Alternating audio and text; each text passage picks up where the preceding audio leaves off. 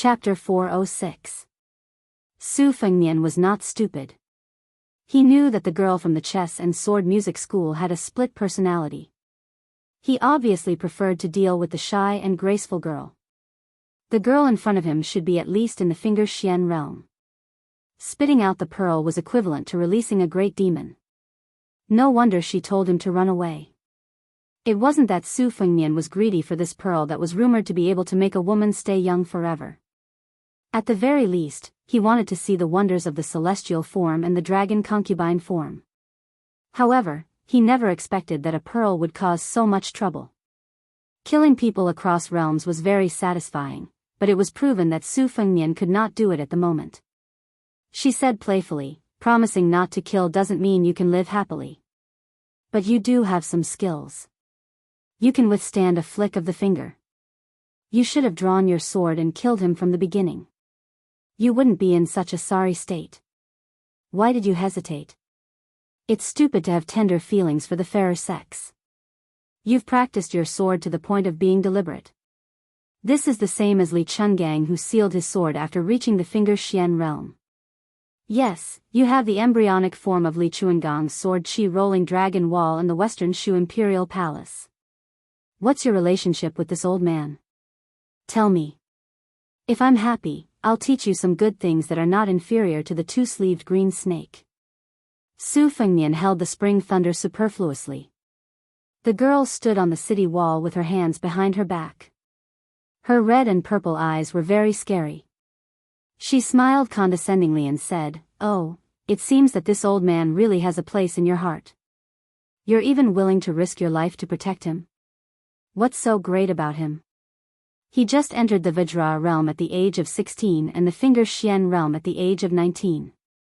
That's about the same as me.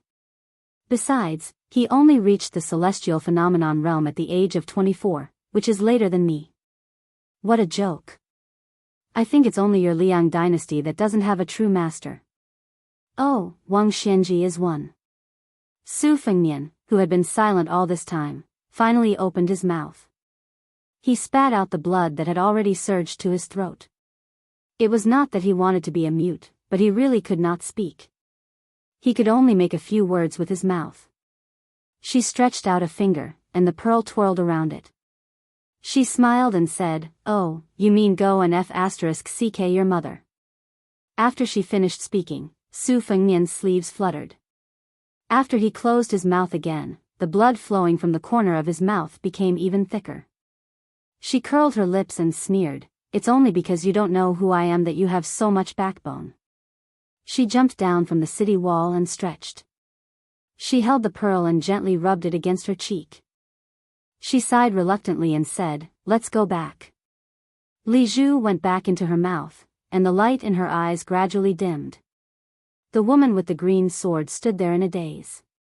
When she finally saw Su Fengnian sitting on the ground, she ran to His Royal Highness with teary eyes. She pressed her lips together and gestured in the air with her fingers. Su Fengnian, who didn't dare to slack off, understood what she was trying to say. "Don't kill me. I'm sorry. If I open my mouth or die, she will come out and kill a lot of people." Su Fengnian was secretly glad that he didn't kill her when she came back to her senses. Her words to provoke him were indeed premeditated. He was afraid that she deliberately gave him a chance to kill the other her. This terrifying demoness was quite scheming. This relatively ordinary female swordsman from the chess and sword music school was just as close to the Vajra realm as he was. When it came to close combat, Su Fengnian was 90% sure that he could kill her. Otherwise, he wouldn't have been able to subdue her in an instant. She was clearly a fledgling who had no experience in the martial world and fighting.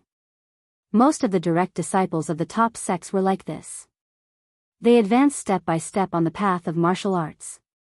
They seemed to be far ahead, but once they met a martial artist of the same realm who had climbed through the ranks in the martial world, only death would await them. Moreover, with her rare situation, the chess and sword music school was magnanimous enough not to chain her up like a ferocious beast. Su Fengnian smiled bitterly as he vomited blood. It was as sad as it could be. It made Huang Baozhuang, who grew up in the chess and sword music school and didn't have much experience in the world, feel so guilty that she completely forgot that this man with a saber was asking for it. There were two distinct extremes. One of them had caused a terrible disaster in her last appearance, while the other of them only knew how to immerse themselves in sword practice and keep a straight face in the chess and sword music school, which was the stupidest way to deal with everyone. She would do whatever her master said.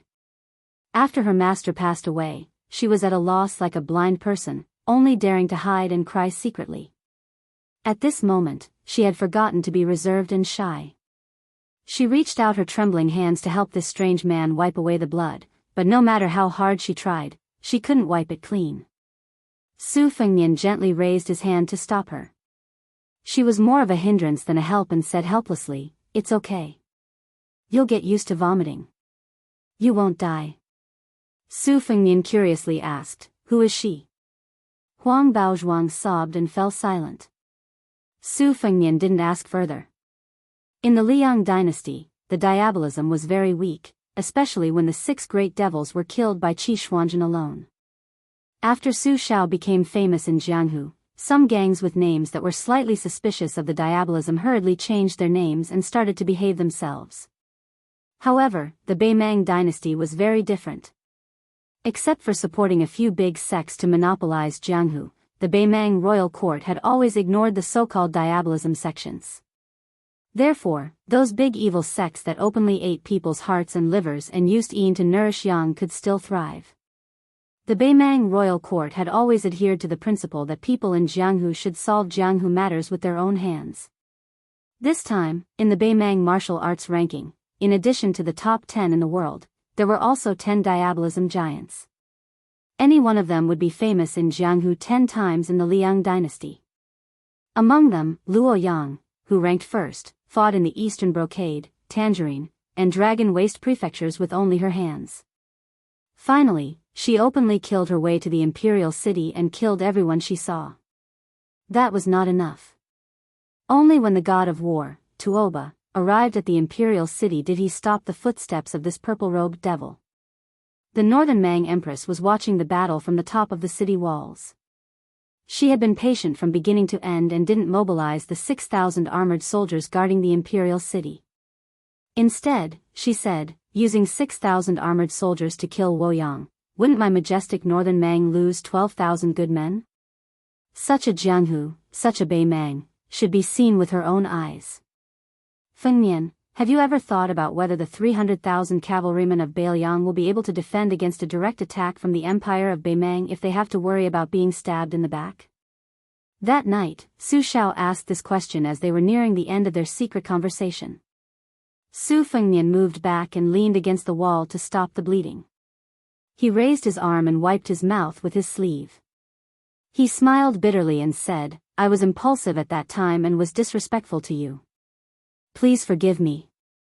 Huang Baozhuang shook her head and pointed at Su Fengnian's face.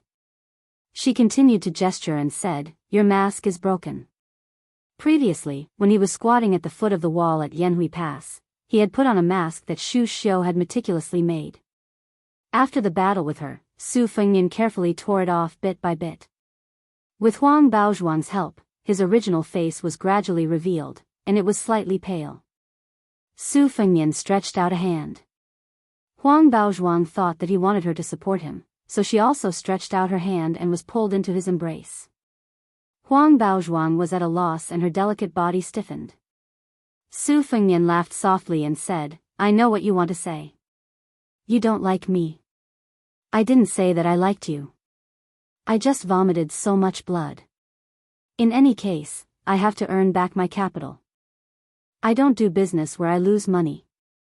The exhausted His Royal Highness closed his eyes. He remembered Su Shao saying that when he was young, he was beaten half to death when he met his wife for the first time. Chapter 407. At a young age, Huang Baozhuang had been brought by her master to the immortal abode in Beimang's heart. Her slender shoulders had been burdened with too many burdens early on. Later on, apart from practicing her sword and playing chess, she had nothing else to do. The chess and sword music school placed too much importance on her and did not allow anyone to privately write down their thoughts on this piece of fine writing paper. As she grew from a young child to a young lady, she had almost only interacted with her master and the two manor heads. Countless times, she had stood on her tiptoes on the towering pavilions, overlooking the distant sounds of laughter that had nothing to do with her. She was filled with curiosity and longing. After Huang Baozhuang turned 10, she began to realize that there was another version of herself. At the age of 16, she was born on Mount Qingshan. This version of her was so strong that the chess and sword music school had no choice but to have a grandmaster keep an eye on her at all times. She slid to wherever she could as if she were stepping on a watermelon rind. After she turned 20, her master was no longer alive. Other than the grandmaster bronze man, only senior martial brother Hong would come to play chess with her from time to time. Both of them were terrible chess players. After the manor head of the chess manor saw their games, he was no longer willing to watch the game from the sidelines. Huang Baozhuang knew that apart from her existence and her sword practice, she had no other good points. She was terrible at chess and was illiterate. She had always envied her senior martial brothers and sisters in the sect for having the ability to read and write poems. Before they entered Yanmen Pass, senior martial brother Wu Miaozai of the East Deity sect had made a bet with senior martial brother Shihu of the West Deity sect to see who would be able to read records of the Buddhist shrine, word for word. As a result, when she ascended the city wall and saw his back, she heard him recite it so easily. Her master, the two manor heads, the Grand Master Bronze Man, and senior martial brother Hong. Including her, there were a total of 6 people. However, if His Royal Highness knew that he was only ranked 3rd from the bottom in terms of number of people, he would definitely feel that this kind of erudition was too insincere. Seeing that there was no one around, Su Fengnian took out a stack of thin masks from his bosom. He carefully peeled off one of the masks and pasted it on his face. Huang Baozhuang didn't hide her astonishment at all.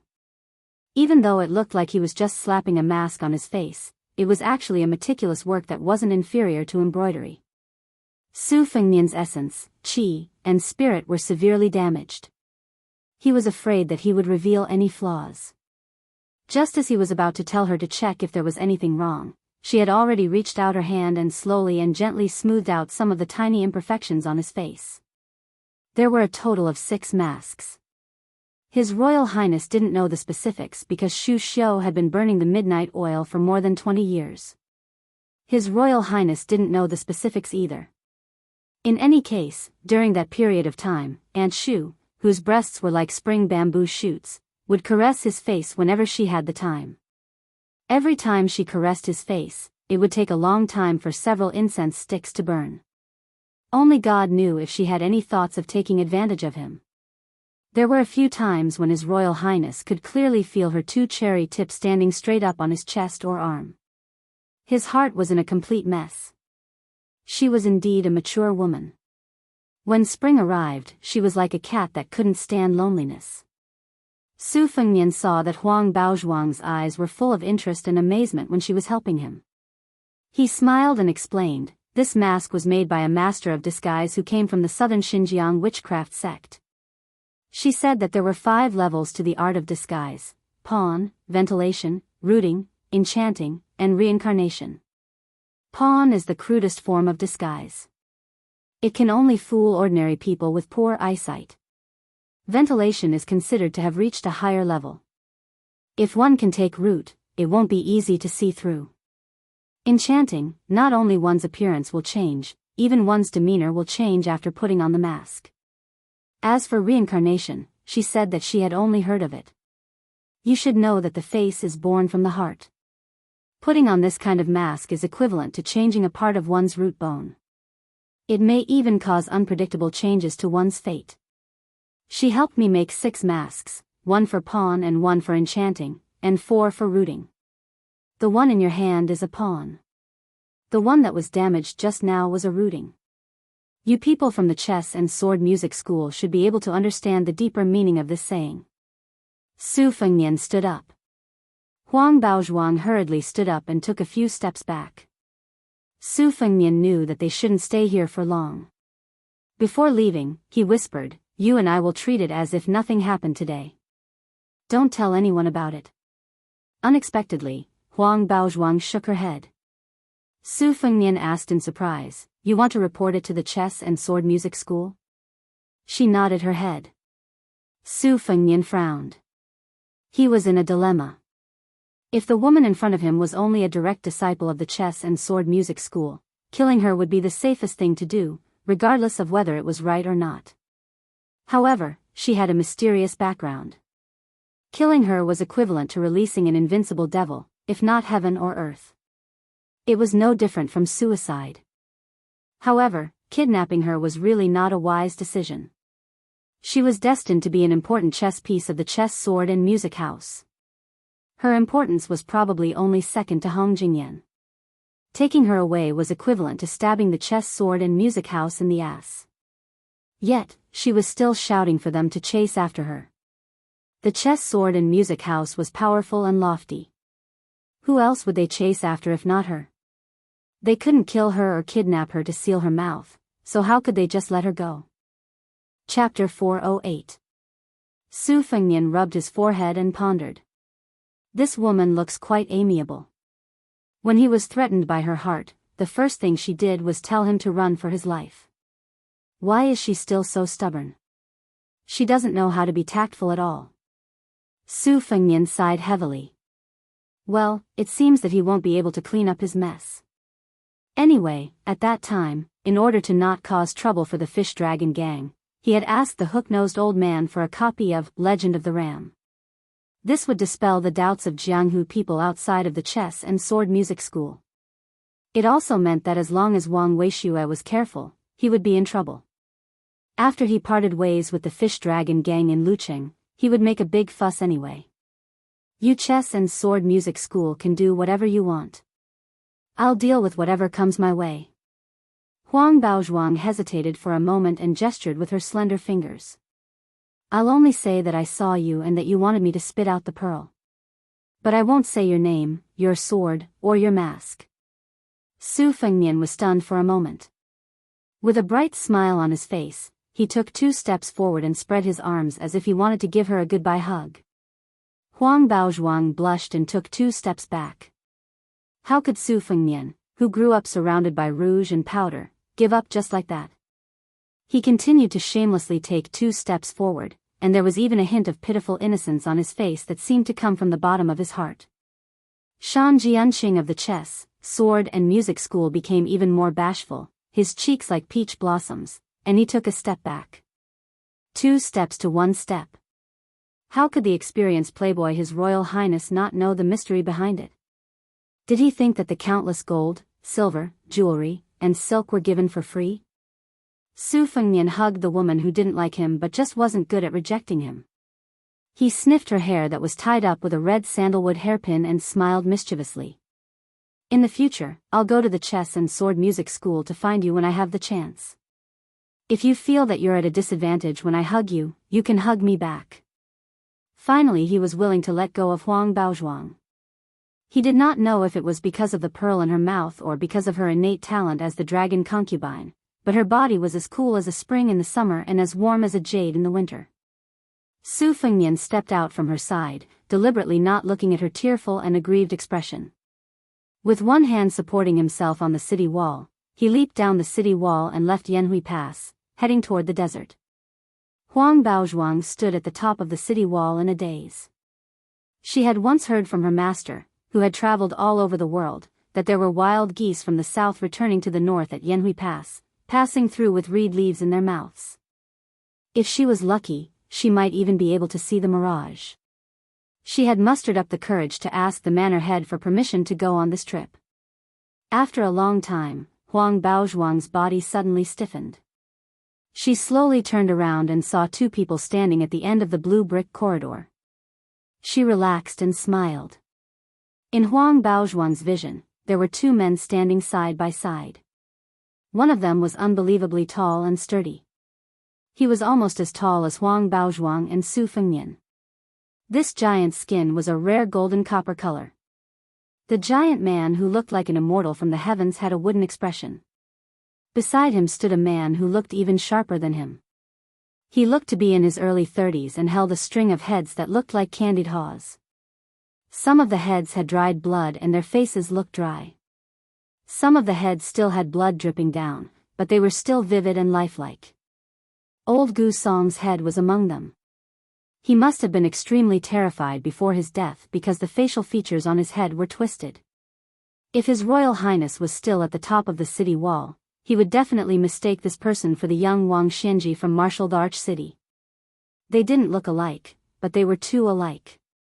The man who looked to be in his 30s handed the huge string of candied haws to the bronze man beside him.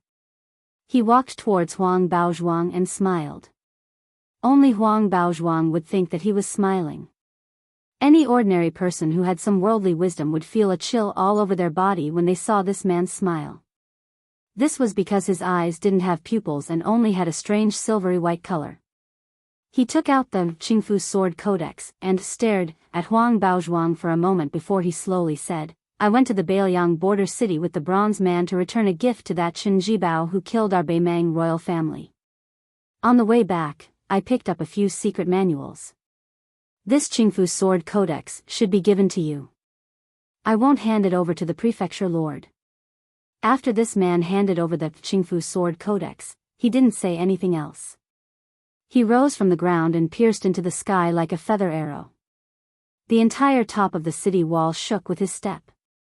Huang Baozhuang saw this senior martial brother step on the back of a large goose that was at the front of the line and flew towards the north. She held the Qingfu Sword Codex, with pure reverence in her eyes.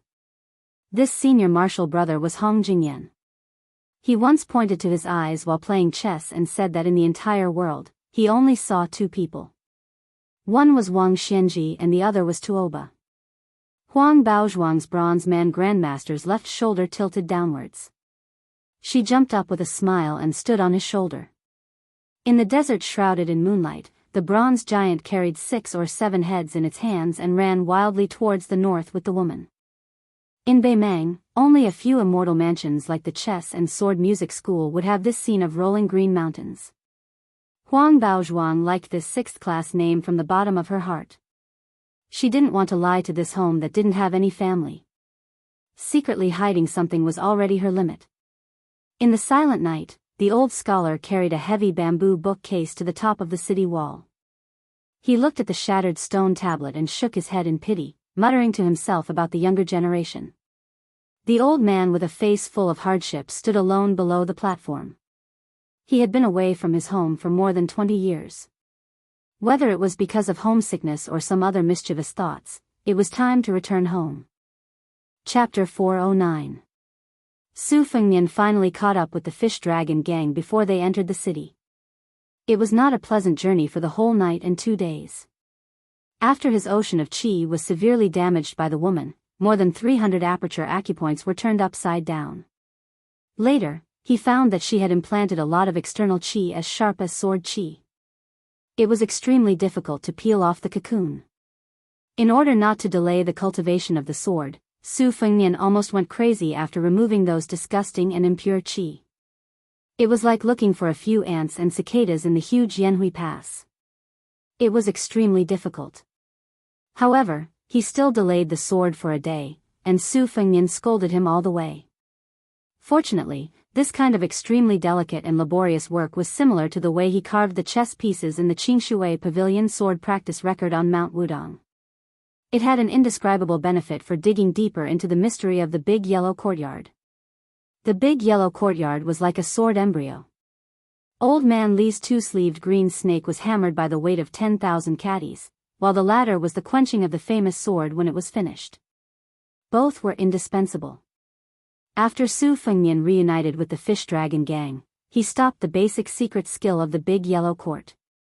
Young Wang Dashi was very happy. Lu Narong and Gong Sunyang, who must have bought the bowstring, nodded to Su Fengnian. The city of Leaving was as prosperous as the big city of Lingzhou in the hinterland of Beiliang. The people of the Fish Dragon gang, who were desolate after coming out of the Tuma Pass, no longer felt angry and hostile. They only felt that they had finally come back to life. Su Fengnian had a forged letter from the former army supervisor of weapons. The handwriting was exactly the same, but the content was changed. The seal was even more genuine, even the ink paste was taken from the treasures on this Wu San official's desk. Ordinary people could not imagine that the boorish general would fall in love with the Kue Hong ink paste from the House of Eight Treasures.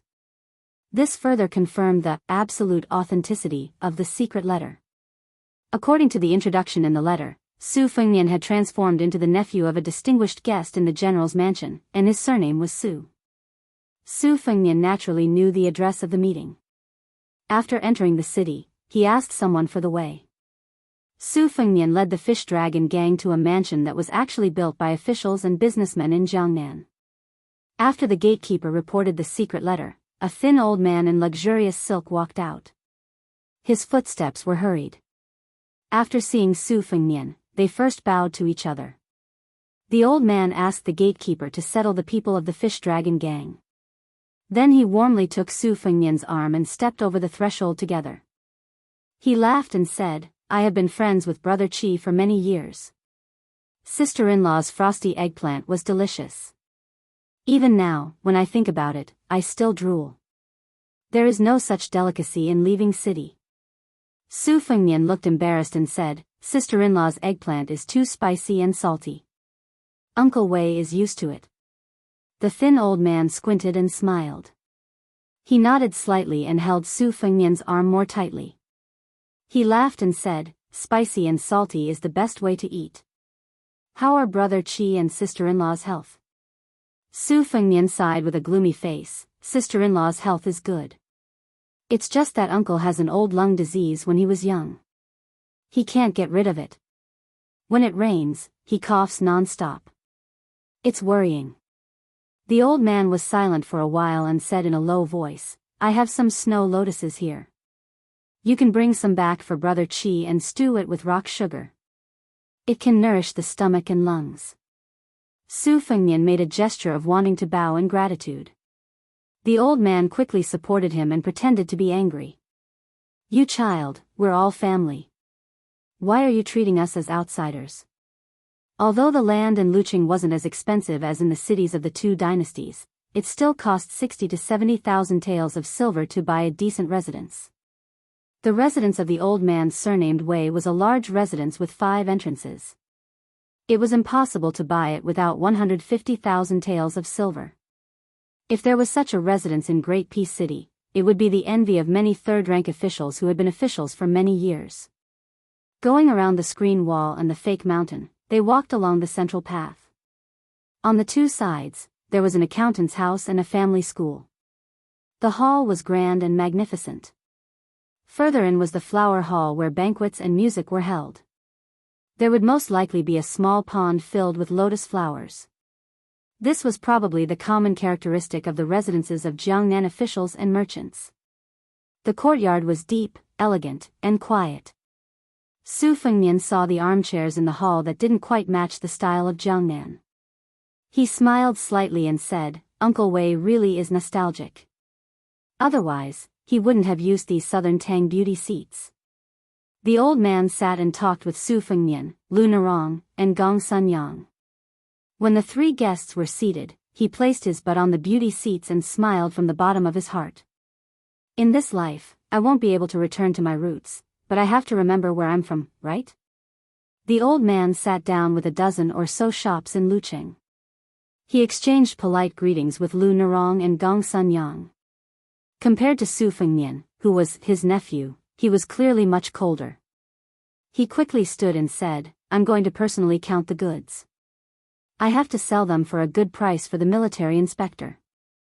Otherwise, I can't afford to lose face. No need to see me off. Treat this as your own home." The 2 young and pretty servant girls stayed in the hall to serve people. Naturally, they were closer to Master Su, who was more like a relative to the old master. The tea had only cooled a little before they asked Master Su delicately if he wanted to change the tea. Chapter 410. In the accounting room, old Fart Wei looked at the main hall through the window. He seemed to have remembered something. With his back to the 3 accountants, he took out the secret letter from his sleeve and dipped it in his saliva. Then, he used his yellowed fingernail to scratch the seal. He wiped it with his saliva and sniffed it. He heaved a sigh of relief and put the letter back into his sleeve. He nodded and muttered, "It's this smell. This business trip is not bad.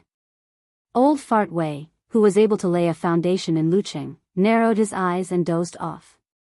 He then smiled knowingly, since you are really Brother Chi's distant nephew, and you have worked hard on this journey, as your uncle, shouldn't I go to the Golden Phoenix Pavilion to invite you back? It's just that I don't know what this nephew likes. If it's something bland, it would save me a lot of money and trouble. Qiushui and Chun, the two maids in the main hall, would be good. This old uncle is already so old. I have the heart but not the strength to eat. Before entering the city, Lu Nerong had reminded the gang members to be careful when living under someone else's roof. Actually, she was overthinking. Along the way to the north, the Fish Dragon gang was no longer as complacent as when they first left Lingzhou. This trip to Beimang, they had seen the arrogance and treachery of the military family's disciples. They had also personally experienced the cruel methods of the soldiers. They had also seen the scene of the Jianghu people snatching the secret manuals. They had already been polished to the point that they did not have any temper to speak of. Especially the three strong young men who had followed Miss Lu into Yanhui Pass. They spoke of the lady's shining white thighs, her heavy twin peaks, and how she had stomped a big hole in the strong men. This made the Fish Dragon gang members even more terrified. Old Fart Wei, who had been calculating all his life, was very meticulous. He first asked the housekeeper to sound out the situation. After the dinner, the nephew nodded his head and Miss Lu from the Fish Dragon gang tacitly agreed. After the banquet, he sent people to bring the members of the Fish Dragon gang to the brothel in Luyu City to drink. The brothel was not the highest grade in the city. It was not that old Fart Wei could not afford it, but he was afraid of causing trouble. The brothel was the most unreasonable place in the city. Old Fart Wei had a lot of assets, but in the northern Mang, silver could make the devil turn the millstone. The premise was that you had to let the silver pass through the hands of the rich and powerful first. It was fine to do business with these people, but if you were jealous of them in the brothel, they would fall out faster than flipping a book. Old Fart Wei did not want to get into trouble just because of his relationship with the weapons supervisor house. The Wei residents intentionally or unintentionally arranged for Lu Nerong and Su Fengnian to stay in the room at the back of the flower hall, separated from the rest of the Fish Dragon gang. Su Fengnian's bath and change of clothes were taken care of by two delicate and pretty maids. His Royal Highness did not blush with shame, but the two maids who had never done such things before were extremely embarrassed. After changing into a fresh set of clothes, Su Fengnian walked out of the room and knocked on the door next door. Lu Nerong opened the door and remained silent. She sat by the window and looked at the pool. The cool breeze brushed past her face. Compared to the previous trip to the desert, it was like being in a fairyland. Su Fengnian picked up a pear and took a bite. He asked, "Are you still angry about the Fish Dragon gang going to the brothel?" Lu Nerong glared fiercely at this bastard who said that going to the brothel was as normal as eating. Su Fengnian smiled and said, "Fortunately, I am not a member of the Fish Dragon gang. Otherwise, I would be angered to death by you, the future gang leader. It was not easy for me to survive until I reached Lu City. My eyes are burning with anger. My Miss Lu, of course you don't have any thoughts as a woman, but do you think it is easy for a man?" Lu Nerong said angrily, "Then why don't you do that kind of dirty business?" Su Fengnian suddenly felt sad and his face was full of desolation. Lu Nerong was confused. After looking at each other for a while, she seemed to have discovered an earth-shattering secret. For the first time, she showed a sympathetic look and asked in a low voice, "You can't do it?" Su Fengnian took a bite of the juicy pear and said angrily, "It's none of your business whether I can do it or not." Lu Nerong's expression was very strange, as if she had confirmed that fact. She very considerately changed the topic and asked, "When we reach Lu City, there shouldn't be any problems, right?" Su Fengnian nodded and said, "Generally speaking, with Wei Feng's ability, this transaction is considered a success. When you return to Lingzhou, he will secretly take care of you." Lu Nerong said angrily, "Since he has this ability, why didn't he help earlier?" Su Fengnian calmly asked back, "Is he your father or are you his daughter-in-law? Why do you need to spend money and favors to help? Don't tell me that this deal has anything to do with Wei Feng." For an old fox like him who doesn't lack money, if the fish dragon gang doesn't have the ability to send it to Lucheng, then they can forget about getting close to him in the future. After all, he is a prominent figure in Lucheng. Do you really think that an off-duty weapons supervisor in Lingzhou is a big shot? It's just because of his feelings. If it succeeds, everyone will be happy and get money. If it doesn't, then Wei Feng will just lose some dispensable incense money. When doing business, in the end, other than the goods, you also have to put the person's ability on the scale to calculate the weight. If your fish dragon gang wants to live comfortably, in the end, you still have to work hard. If you become the leading gang in Lingzhou, Wei Feng might have to turn around and curry favor with you. Lu Nerong was sad. They looked at each other for a long time without saying anything. She who had been in a trance suddenly followed this guy's line of sight and looked down. Wasn't it her legs?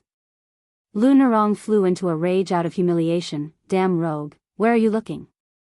That guy actually slammed the table confidently, scaring her. He said shamelessly, is it against the law? Chapter 411.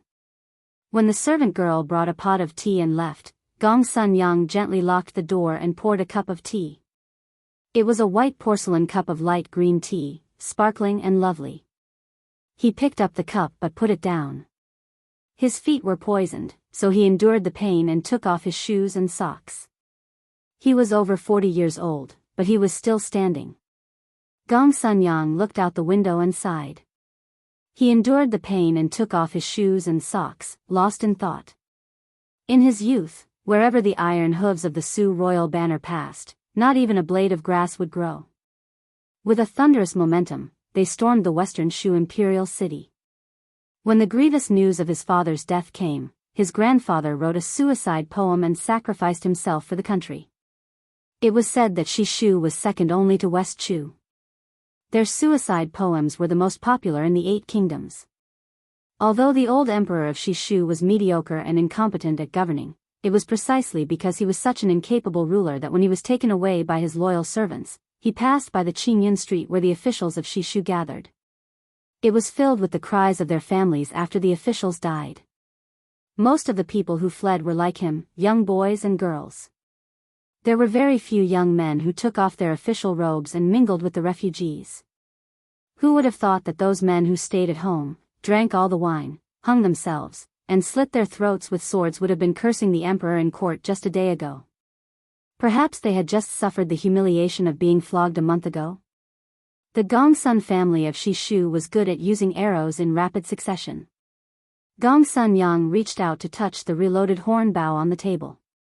Tears streamed down his face and his lips trembled. There was a knock on the door. Gongsun Yang quickly wiped away his tears and calmed his mind. He said to wait, put on his shoes and socks, and limped to open the door. Seeing that it was young Master Su, the latter said self-deprecatingly, I was chased by Miss Lu with a sword, so I could only escape to Senior Gongsun to avoid disaster. Gongsun Yang laughed softly and said, it just so happens that there is a pot of good tea here. It is better to enjoy it together than to enjoy it alone. Su Fengnian closed the door and sat down at the table. He poured himself a cup of tea and drank it in one gulp. Gongsun Yang moved the horn bow and held the thin porcelain cup with 2 fingers. He slowly drank the cold tea. Su Fengnian reached out to pour the tea. He paused and asked, there is something I don't know if I should say. Gongsun Yang's heart sank, but his expression remained the same. Young Master Su, please speak your mind. After Su Fengnian finished pouring the tea, he stroked the edge of the thin cup with 1 finger and said calmly, I have inquired with the local people in Yanhuiguan. There is only one long-established bao shop in the city. The old man surnamed Zhang has a cold temperament. If you can't pull the 2 stone bows at the door, he won't do business with you.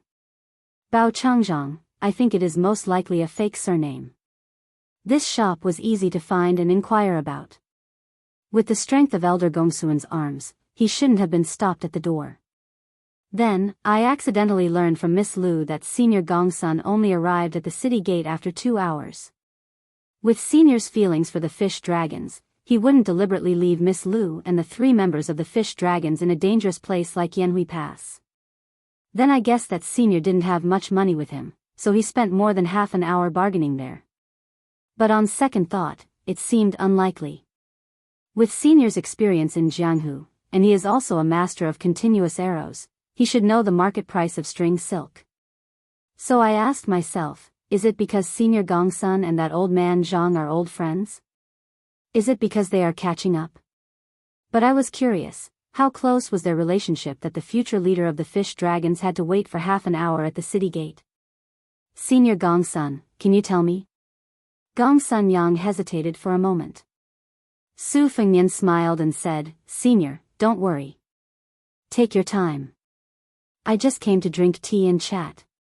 I can afford to wait.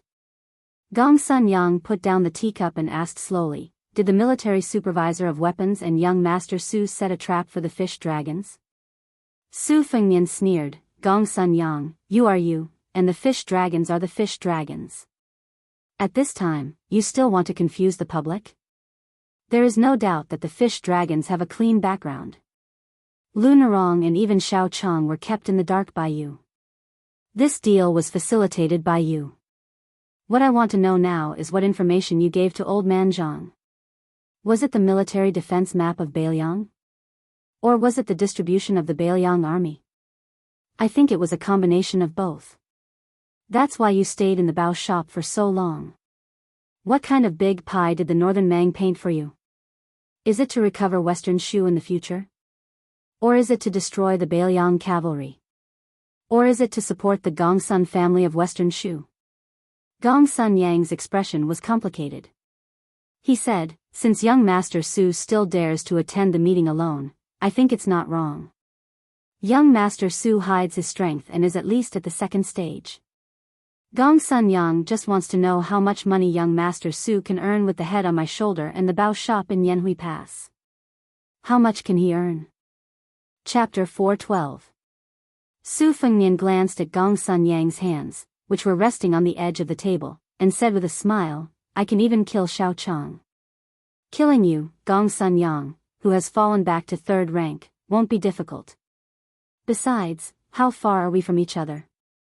Even if you manage to raise your horn bow and quiver and pull away enough distance for a string of arrows, do you really think you can escape from the Wei estate? Will Wei Feng let Bei Mang know that a son of a Beiliang general has come to the city?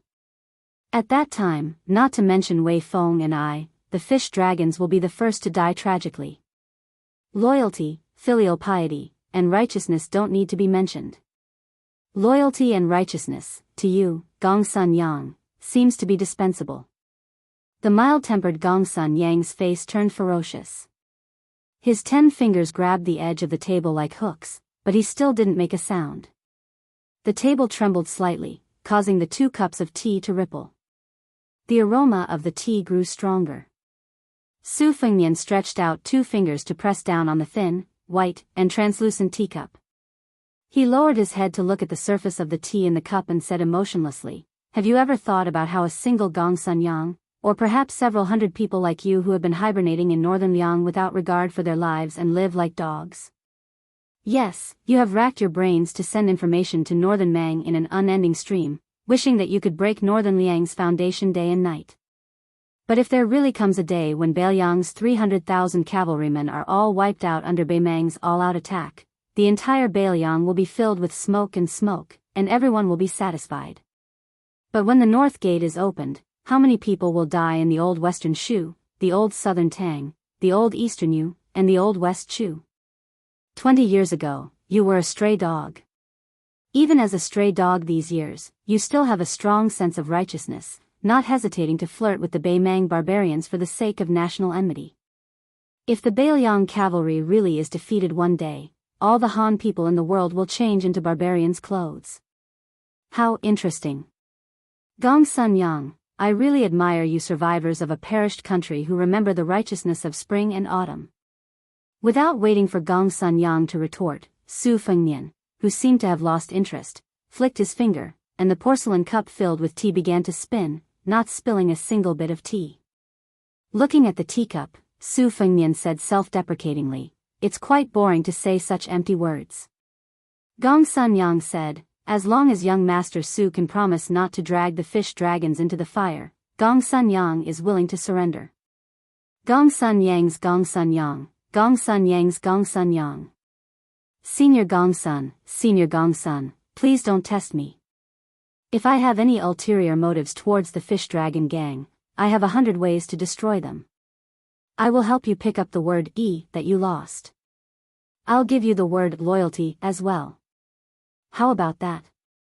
Gong Sun Yang's cloudy eyes gradually became clear. He leaned back and leaned heavily on the back of the chair. He looked like a short-sighted old farmer who didn't know where to put his life after carrying a burden for so many years. Now, he could finally take a break. Gong Sun Yang smiled. Now I know that there are benefits to being alone. I'm sorry to old gang leader Lu. Ni Rong is a good girl. I hope young Master Su can treat her well. I'll have to rely on young Master Su to take care of her when she returns to Lingzhou. As for how to explain it to her, I'm sure with young Master Su's wisdom, it won't be too difficult. Su Fengnian shook his head. You don't need me to explain anything. As soon as he finished speaking, Lu Narong, who had accidentally come to Gong Sun Yang's place to discuss business, finally couldn't hold it in anymore. She suddenly pushed open the door. As tough as she was, she bit her lips and shook her head. Uncle Gong Sun, don't die. She was dejected and powerless. Let's go back to Lingzhou together, okay? Gong Sun Yang rubbed his eyes and didn't look at Lu Ni Rong. He said softly, it's a pity that I don't have any wine. Young Master Su, it shouldn't be a problem to drink a cup of tea, right? Just as he reached out his hand, he stopped. He, who was about to die, muttered to himself, it's better to go down and drink to my heart's content. I'll have to trouble young Master Su to take Lu Ni Rong out. Su Fengnian said coldly with a heart of stone, Gong Sun Yang, I'll watch you die. Lu Ni Rong said heartbreakingly, surnamed Su, are you still human? Gong Sun Yang, on the other hand, was even calmer. He smiled, that's good. Only then can I be considered completely dead.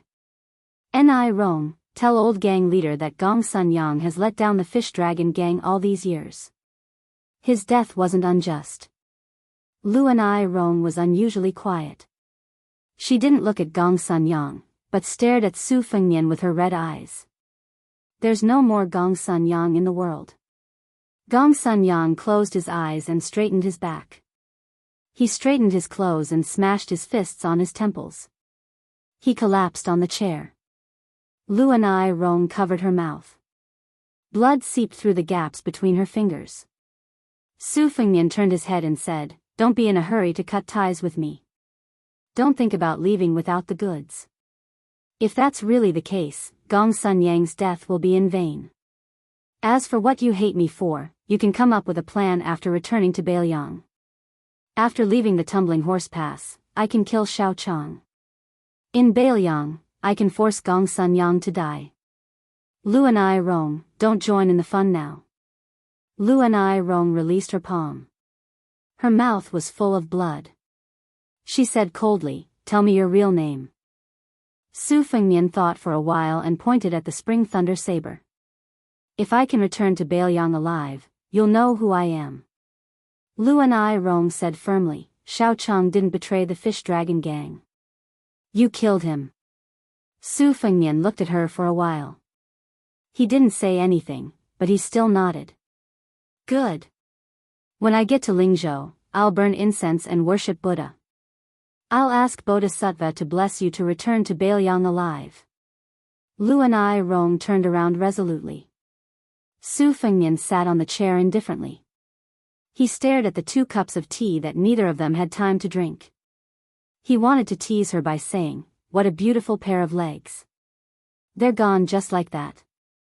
But when he saw the blood flowing from the corner of the old man's mouth, he didn't say anything. He just leaned over and gently wiped it with his sleeve. Chapter 413. The owner of the house, Wei Fengchu, flew into a rage when he heard about the death. Qiushui, the maid who came to deliver the news secretly, was so scared that she kept quiet out of fear. However, after years of nourishing his body, Wei Fengchu was no longer like an ordinary merchant, but more like a scholar. He immediately suppressed his shock and anger and let Qiushui lead the way. This second-class maid was afraid of delaying the master's business, so she walked quickly. At first, Wei Fengchu didn't say anything and followed her into the courtyard. Walking in the narrow and dark corridors on both sides, Wei Fengchu coughed. The maid, who was carefully trained and sold to the Wei mansion at a high price, quickly slowed down. She looked back and saw that the master was deep in thought. She obediently walked forward with small steps. Wei Fengchu, who had experienced countless storms in the business world, took this time to weigh the pros and cons.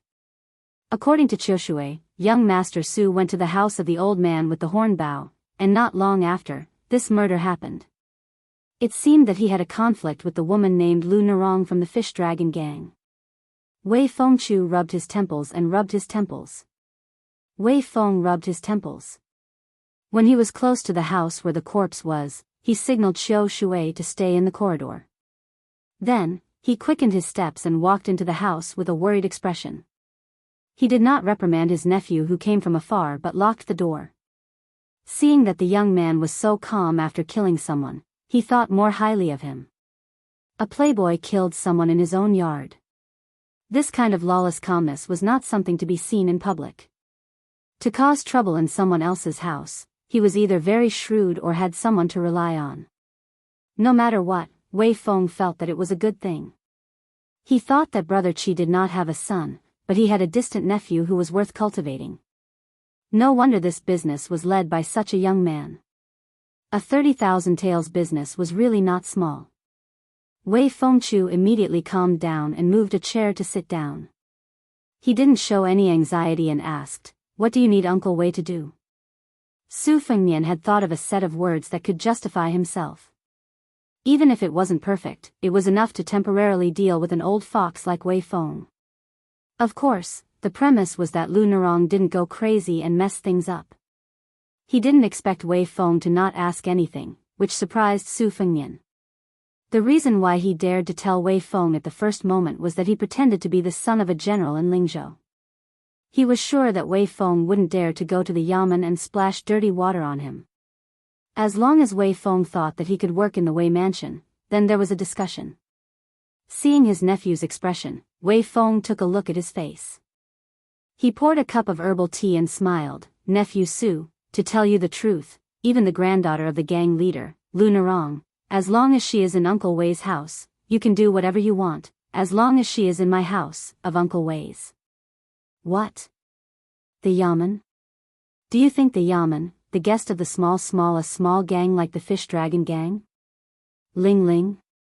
To Ling, the yamen of the armies of even if Uncle Wei lent the Fish Dragon gang 10 times the guts, would they dare? Nephew Su, Uncle Wei, and Brother Qi are friends who have gone through life and death together, so we don't speak politely. Prostitutes are heartless, actors are unrighteous, and merchants are greedy for money. The old saying is true, but it doesn't mean that people like Uncle Wei don't care about friendship at all." When he saw his nephew stand up and bow again, Wei Feng glared at him and scolded with a smile, "Nephew, you must have learned this habit from the landowning households of Lingzhou. In the future, if you want to make a name for yourself in Lingzhou's northern Mang, this pedantic scholarly style cannot be the first. Why don't you try to bow again? See if I don't kick you out of the house." When in northern Mang, when in Rome, do as the Romans do. It's better for you to drink big bowls of wine and eat big chunks of meat. Originally, this old uncle wanted to let the servants bring you around the city to enjoy the scenery. Don't even think about it. Just stay by this old uncle's side for the next 2 days and watch how the business is done. Brother Qi is full of brotherhood in the Jianghu. Uncle Wei is far inferior to Brother Qi when it comes to wielding swords and spears. However, you don't have any other skills, but you know the ways of the world that can be exchanged for real money. Su Fengnian raised his cup and said with a bitter smile, "Uncle Wei, I'll replace wine with tea." "Cheers." Wei Feng said with relief, "That's not bad." After drinking the tea, he got up and poured a cup for Wei Feng. After sitting down, Su Fengnian said slowly, "Uncle Wei, I still have to tell you about this matter today, otherwise it won't be good." The eldest son of the general has always coveted the fish dragon gang and Lu Narong. He wants to take her as his concubine. Originally, the fish dragon gang's strength was not among the best in Lingzhou, so it was impossible for them to win this business. However, since the eldest son is selfish, he can't be judged by common sense. The deputy leader of the Beimang gang, Xiao Chang, has a son called Xiao Ling, who is Lu Narong's childhood sweetheart. There is news that when Xiao Chang returns to Lingzhou to wash his hands, he will take the opportunity to propose marriage between Xiao Ling and Lu Narong. How could the eldest son let the father and son of the Xiao family get what they want? Therefore, after leaving Tuma Pass, I have some martial arts skills. According to the eldest son's instructions, I was lucky enough to kill Xiao Chang and frame a few horse gangs. I didn't expect that the guest Gong Sun Yang would notice the clues and threaten to tell Lu Narong and the fish dragon gang. Therefore, I had no choice but to fall out with them. I roughly set up a trap and only told Lu Narong that Gong Sun Yang is a remnant of the spring and autumn period who secretly colluded with the Beimang. This way, I barely managed to calm the simple-minded Lu Narong. Uncle Wei, are there any flaws in this plan? If I ruin the eldest son's plan, even if I bring money back, I won't be able to make a name for myself in the general's residence. Presumably, Uncle Wei also knows that although the second son is born of a concubine, he is quick-witted and has made some achievements in Lingzhou's scholarly circles. Therefore, the mother and son are quite favored. The second son has deliberately tried to rope them in again and again, which has already made the eldest son dissatisfied. This trip to Beimang is both an opportunity and a crisis for me. If I succeed, everything will be fine. If not, I'm afraid I won't even have a foothold. Wei Feng's eyes revealed a trace of the elder's appreciation of the younger generation. He smiled and nodded, stroking his beard.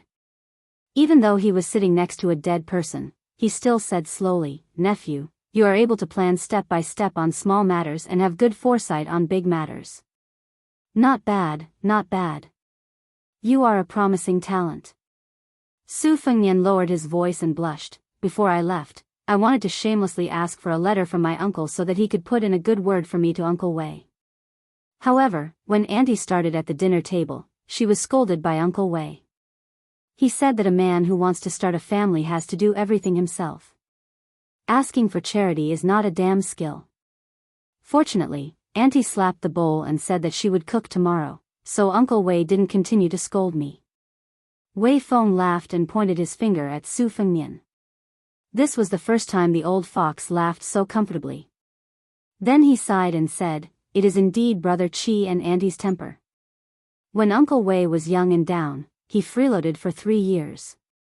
Although Auntie occasionally complained, it was because she was angry that I didn't strive for it and lamented my misfortune. She hoped that I would have a bright future, not because she was stingy with those bowls of rice that didn't come easily. She also had bad intentions and looked down on me. Uncle Wei didn't have the realm to repay a drop of water with a gushing spring. However, no matter how heartless Wei Feng was, he didn't dare to forget the kindness of living for 3 years. These years, Uncle Wei could be considered to have built up a large family business, but Brother Qi and Auntie never sent a letter to him. They were afraid that if they had something to ask of him, it would reduce their friendship. Brother Qi and Auntie were kind, but how could they not be cruel? They were already half a foot into the ground. Who knows when they would fall asleep and never wake up again? Why should they care about these things? Now that your nephew is in Uncle Wei's house, good, good. No letter from home is better than 1,000 words. Su Fengnian whispered, "Uncle Wei, find a good place to bury this guest of the fish dragon gang. Is there any trouble?" Chapter 4:14. Wei Feng waved his sleeves and said, "It's not worth mentioning. However, Uncle Wei will speak frankly. Compared to the relationship with the weapons supervisor, you have to value your relationship with Brother Qi more. Therefore, it's okay if your relationship with Lu Narong is stiff for a while, but you can't ignore her forever. In the future, if she enters the general's manor as a concubine and is favored, you have to know that a woman's ability is greater than anything else. If you're not careful, you'll be smashing your own foot with a rock. There are too many examples of this, so you have to be careful." To Uncle Wei, you're superior in both appearance and intelligence. You might as well go all the way and use some methods to capture Lu Narong's heart. If she's like a fish in water in the general's manner, you'll have another backer. Wealth comes from danger. As long as you don't sully her body, I believe that with your prudence, it won't be difficult to pull chestnuts out of the fire. Since ancient times, those who achieve great things must have a few close female friends by their side. Su Fengnian was surprised. Wei Feng smiled and said, if you can flirt with Lu Narong, who still hates you today, before you leave the city, Uncle Wei promises to give you 8,000 taels of silver. Treat it as your expenses for managing your connections inside and outside the general's manor. Su Fengnian shamelessly bargained, Uncle Wei, I'm a scoundrel who only cares about money. How about we round it up to 10,000 taels of silver? Wei Feng was not angry but happy. He laughed heartily, what an exorbitant demand. Uncle Wei likes it, so I'll agree. Su Fengnian smiled brightly. Wei Feng stood up and smiled playfully, the two maids in the manor are very clean and pure. There's a saying in Beimang to rear horses. These horses are not ordinary horses. Most of them are carefully selected from the Liang dynasty's Jiangnan. They're young girls who are bought at a high price. They're taught how to play the zither, go, calligraphy, painting, poetry, tea, and wine. After a few years, only 3 or 4 of the 10 beauties will mature. This pair of maids can be considered outstanding. If they're placed outside the manor, they'll be worth 50 gold. Your nephew likes it, so I'll give it to you. There's not much use in keeping it in the Wei manor. It's good that you can bring it back to Lingzhou. You can get on good terms with those scholars who pretend to be cultured. With this pair of clever people, you'll get twice the result with half the effort. Su Fengnian, who was surprised, quickly smiled and said, thank you, Uncle Wei. Wei Feng walked to the door and said softly, old uncle will find an opportunity to have the servant girl, Chushui, pass on some words to Lu Narong. She will say that the Wei family has already buried this foreign official according to nephew's wishes. Having someone pass on the message will be more sincere than you personally explaining it. Don't worry, Chushui has a delicate heart. That Lu Narong is inexperienced and won't be able to see any flaws. Su Fengnian praised, Uncle Wei's plan is flawless. Nephew has learned a lot. It's fortunate that the stubborn brother Qi has such a sweet-tongued nephew like you. Wei Feng shook his head and laughed. He seemed to have remembered something and asked in an unconcerned manner, nephew, do you know much about poetry and painting? How is your handwriting? Uncle Wei has gone with the flow these past few years and spent a lot of money to buy over 100 types. Most of them were plundered at a low price from the remnants of the spring and autumn period who fled to northern Mang's territory. There are few knowledgeable figures in the Wei estate. Uncle Wei is afraid that he will make a mistake and be laughed at by the experts, so he is embarrassed to show them to others. If you, kid, know some tricks, then let this old uncle take a look. If Uncle Wei is in a good mood, I'll take a few. Su Fengnian rubbed his hands and recommended himself. Uncle Wei has suffered greatly in this life because he can't read. As a result, I've been studying diligently to obtain scholarly honors. My handwriting is not bad. Furthermore, I've helped the eldest young master for many years. It's inevitable that I've seen some valuable paintings and paintings that can be verified as fake. I barely have some insight. If Uncle Wei doesn't mind, let me take a look. Uncle Wei sighed helplessly and said, if I had known, I wouldn't have brought up this pot. After sending Wei Feng out of the room, Su Fengnian saw the graceful servant girl Choshui at the end of the corridor. The corner of his mouth rose. The latter was clever and had guessed that she was already in the hands of this young master. She blushed. When she left with the master, she sweetly looked back and slightly twisted her slender waist to show a different kind of flirtatious charm. Su Fengnian returned to his room and sat down. There was no longer any smile on his face. If a girl like Lu Nirong was present, she would probably only think that the elders were kind and the juniors were well behaved. She would never have noticed the smoke of war and intrigue that filled the air. At that time, when they were talking about letters from home, Su Fengnian knew that there was a small mistake that could not be considered a mistake. Because according to the information about the mercenary surnamed Shi in the general's residence, this person was illiterate and it was impossible for him to write a letter. However, His Royal Highness did not have the thought of testing the old fox Wei Feng. If he lightly brushed it off with a few words, it proved that Wei Feng was certain of his identity and trusted him to the point where he would not nitpick on such a small matter. However, if he could not hold himself back, it meant that Wei Feng still had doubts in his heart. As expected, when His Royal Highness had just set a small trap, the old fox had used calligraphy and painting before he left to quietly set a big trap. Fortunately, His Royal Highness would not capsize in this small ditch. Moreover, Wei Feng's eyesight was not bad. He recognized that this nephew of his was a rare commodity worth hoarding. That was why he generously gave him money and a servant girl. It was all because he wanted Su Fengnian to have a meteoric rise in Lingzhou in the future. His business would naturally receive rich returns. If the old fox was only concerned about their brotherhood in the past, he definitely would not have been so generous. How could a young and inexperienced girl like Lu Nerong not be bullied in this Jianghu where jackals and wolves ran rampant and foxes gathered? Su Fengnian quietly waited for Wei Feng's trusted aide to come and collect the corpse. He stood at the window and muttered to himself, "The Jianghu is sinister. Senior Gongsun, if you're still alive, do you think that what the eye doesn't see, the heart doesn't grieve over? Don't worry, if I return to Bailiang alive, the fish dragon gang will receive some secret support.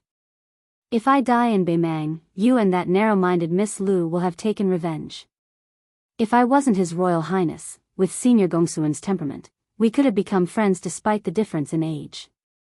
I know that Senior will definitely not betray anyone, and with that pouch of green ant wine from back then, I won't be the evil person who extorts a confession through torture.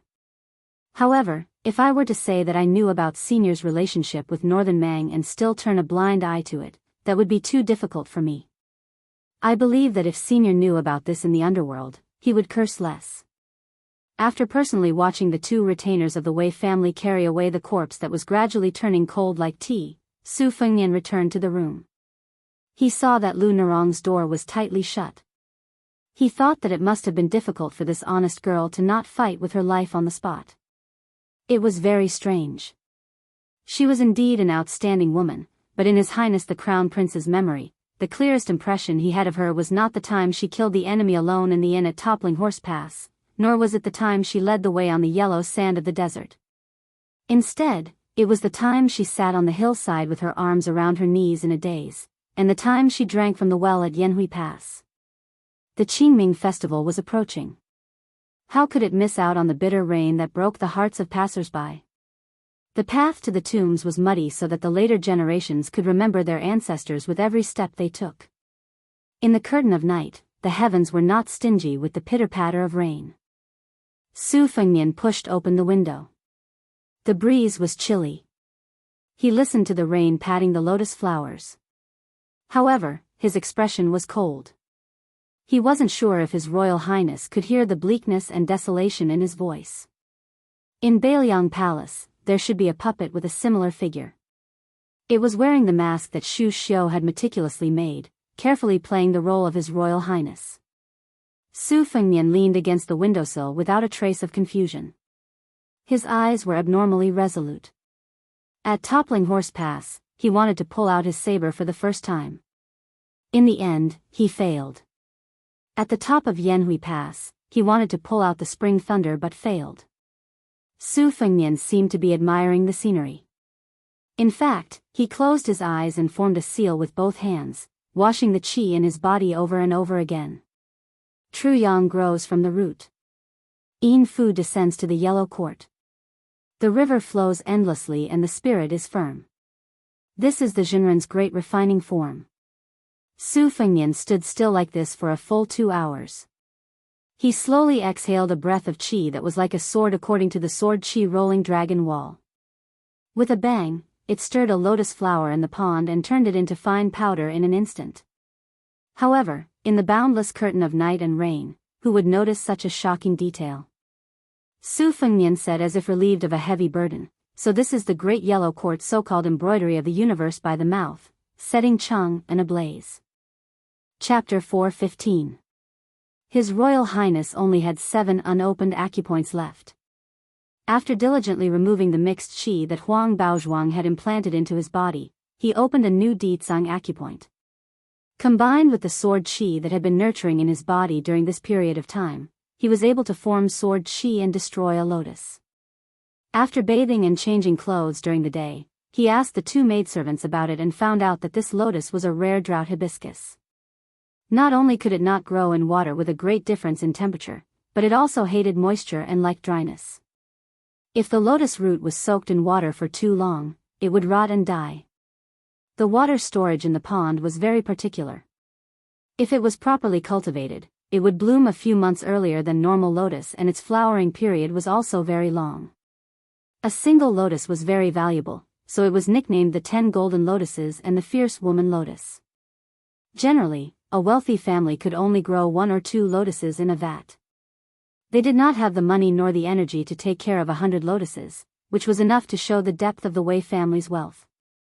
After exhaling a mouthful of sword qi to cut the green lotus, Su Fengnian felt his entire body relax. The circulation of qi was no longer stagnant. The wonders of the big yellow court were endless. The most obvious and straightforward thing was that it had exceptional hearing and vision. Su Fengnian seemed to be following the incantation and closing his eyes to concentrate, but he was actually listening to the slow blooming of a budding lotus. During this process, the sword qi rolled along the dragon wall and flowed violently along his meridians. It was the complete opposite of the bashful unfolding of the flower bud in the pond. Unfortunately, His Highness could only hold on for 2 hours before he could no longer withstand the burst of majestic qi in his body. Presumably, after opening 6 acupores, he could wait for a whole night for a lotus to fully bloom. Su Fengnian stretched and mocked himself. A good man should be able to endure. Su Fengnian sat back in front of the table and weighed his current wealth. Those flying swords would only be priceless after they were cultivated, but they were destined to be a pile of scrap metal in a short period of time. Although the process of drinking blood to become a fetus was very difficult, he did not have the old man with the sheepskin fur coat to temper him. Relying on this stupid method to cultivate the swords was also a kind of training. It was very difficult to find a good thing in the world where you could gain some benefits by suffering some hardships. Once he mastered the nurturing sword, entering the mysterious finger would not be as unreachable as it was now. The 5 pieces of facial skin made by Xu Xiu were very useful. As for the silk armor that he wore, it was invulnerable to water and fire and invulnerable to swords and spears. It was all nonsense. If he really encountered a level 1 master, he wouldn't be able to survive. However, it was still useful to deal with sneak attacks from ordinary swords and sabers. Of the 6 pages in the saber manual, the most useful one was undoubtedly the latest page with detailed analysis of the rolling dragon wall of sword aura. Not only had it inadvertently helped him to break through 1 acupoint, but during this period of time, he had been diligently and tirelessly following the path of complexity rather than simplicity. Only then did he realize that in the beginning, the obscurity and stagnation were very difficult to bear. But once he got used to it, it was as the old saying goes, first bitter, then sweet. The essence of the 12 moves in the stacked thunder armor of the thorny whale, which he had extracted from thousands of secret manuals, had to be repeatedly verified with the divine intent in his mind every day, quietly waiting for the day when he could accumulate enough knowledge and use it. Back then, he had chosen to sneak into the fish dragon gang and rush to Beimang, choosing to use the city as a foothold. Firstly, there were fewer wars in the north of Yuzhou, so there was more space in Jianghu. Secondly, the city magistrate of Beiliang, Tao Qinji, was a person who was bound to die. Not only was he familiar with the art of war and strategy, but his martial prowess was also outstanding, and he had a profound understanding of the military and politics of Beiliang. He was originally the commandant general of Gusai State in the south of Beimang, but because of the extremely unlucky royal family member who was killed by Qin Jibao's surprise troops during a military parade, he was implicated and demoted to the city magistrate of Gusai State. In fact, his official position seemed to have been demoted by 1 rank, but he was actually in charge of the military and politics of Beimang State at the border. It could be considered a blessing in disguise, as he had escaped the confinement of the army. As long as he made some achievements, he would be favored by the governor of Longyao State and even the Empress of Beimang. According to the information gathered in Beiliang, Tao Qianji had a unique understanding of military tactics. He was especially good at trickery and had a violent temperament. What was most praised by the Beimang court was that he had to kill a Beiliang soldier every day before he could sleep. He had come to Liuwa city from Gusai province without bringing a single family member, a single cent of silver, or a single treasure. He had only brought 6 prison wagons with him, imprisoning more than 40 captured Beiliang soldiers on the battlefield. After a month, they were all killed. However, Tao Qingmu was very close to many of his fellow generals in the Beimang border army. There would always be new prisoners sent to Liuwa city for him to behead with his own hands every day. It could be said that Tao Qianji was a young official in the Beimang court who was favored by various forces. He had both military skills and a good reputation among the people. Sooner or later, he would be like a carp jumping through the dragon's gate and become an indispensable cornerstone of the Beimang court. According to the Beimang's loose city lord, he had 60 armored bodyguards. Tao Qianji himself should have the strength of a second-rank fighter. Su Fengnian weighed the strengths of both sides and smiled sinisterly. Assassinations between the two dynasties were very frequent, but most of them were done by suicide soldiers, so the chances of success weren't high. Beimang had once spent a lot of money to create an assassin team. They asked for 2 to 3 experts from the top sects in the dynasty, as well as more than 100 elite soldiers from the army. A total of 130 people were divided into 3 groups to infiltrate Beiliang, avoiding the main force and attacking the weak. Their targets were all the mid-level military and political officials of Beiliang.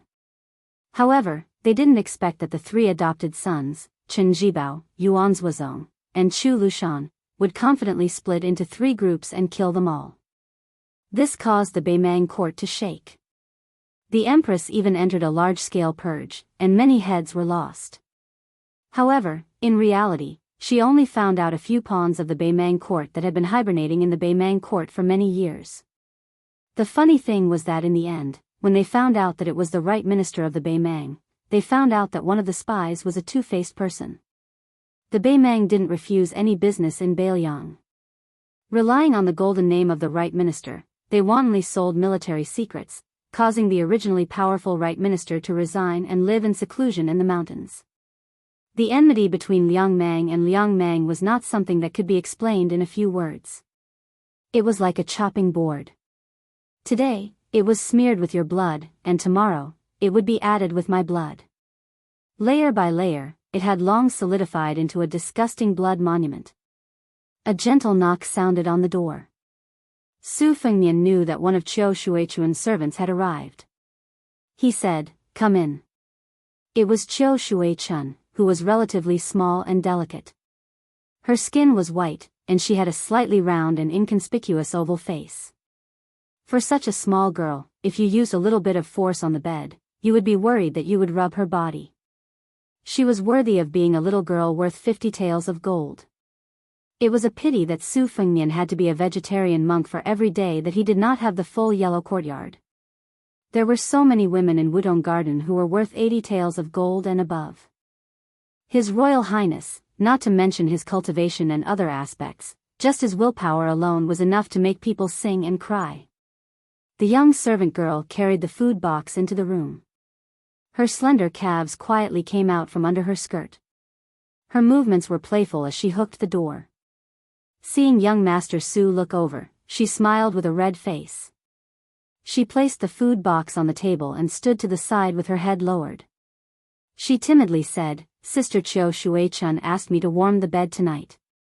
I wonder when young master will be resting." She did not have the face to say the words, "serve in bed." She looked at her toes, and her ears were completely red. In reality, during the cold of spring, it was a very common duty for servant girls in large families to warm the bed and warm the quilt. During the hot summer, no matter how tired the servant girls were from fanning themselves, according to the rules, they were not allowed to doze off for an entire night. She and Qiu Shuichun were both jaspers who had been carefully trained and were very familiar with serving their masters. However, they rarely had the opportunity to show their faces in the way manner. Seeing this handsome young master who was highly regarded by the master, their love was far from that of love. It was the natural shyness and timidity of women that was real. Su Fengnian opened the food box and picked up a piece of date cake that melted in his mouth. He raised his head to look at the servant girl. Her face and figure were only 70 taels of gold, but she had a pair of beautiful eyebrows. Her eyebrows were charming, and she had a hidden charm at a young age. She did not know that when she started out in the spring, she was judged by a horse breeder that her eyebrows were worth 30 taels of gold. His Royal Highness had spent a lot of time looking at the beautiful flowers, so his eyesight was not bad. Su Fengnian reached out to pick up a piece of cake and handed it to the girl. He smiled and said, "There is no rush. Sit down and chat first." The little girl softly said, "Oh." She sat slightly sideways across from Su Fengnian. She took the cake with her head still lowered. Her small mouth slightly opened and closed as she ate carefully and slowly. Su Fengnian said something that spoiled the mood. "You guys are staying in the city. You should be paying respects to your ancestors and sweeping the tombs. Where would you find yellow paper? It will be the Qingming festival in 2 days. I want to burn paper at the corner of the street to pay my respects to the south." Chapter 4:16. The pretty maidservant raised her head and was about to speak when she realized that she still had some pastries in her mouth. She was afraid that she would be disrespectful to young Master Su and quickly swallowed them down. She reached out her finger to wipe off the pastry crumbs at the corner of her mouth. The maidservant's eyes were naturally filled with love. She smiled softly and said, "Young master, just give me your orders. Chun Nong will prepare them for you tomorrow." Su Fengnian smiled and nodded. He reached out his hand to wipe off the pastry crumbs that were not actually wiped off. He squinted his eyes and teased, "It's here." The maidservant gave him a charming look and lowered her head, not daring to look at him. Qiushui knocked on the door and entered. She saw this scene and blushed. She brought over more than 10 famous calligraphies and paintings. Old Master said that he wanted young Master Su to examine them to determine their authenticity. Most of the calligraphies and paintings were made of copper or red sandalwood. They were not light. Su Fengnian stood up and helped to move them to the table. Qiushui saw that Chun Nong was still in a daze and secretly tapped her forehead.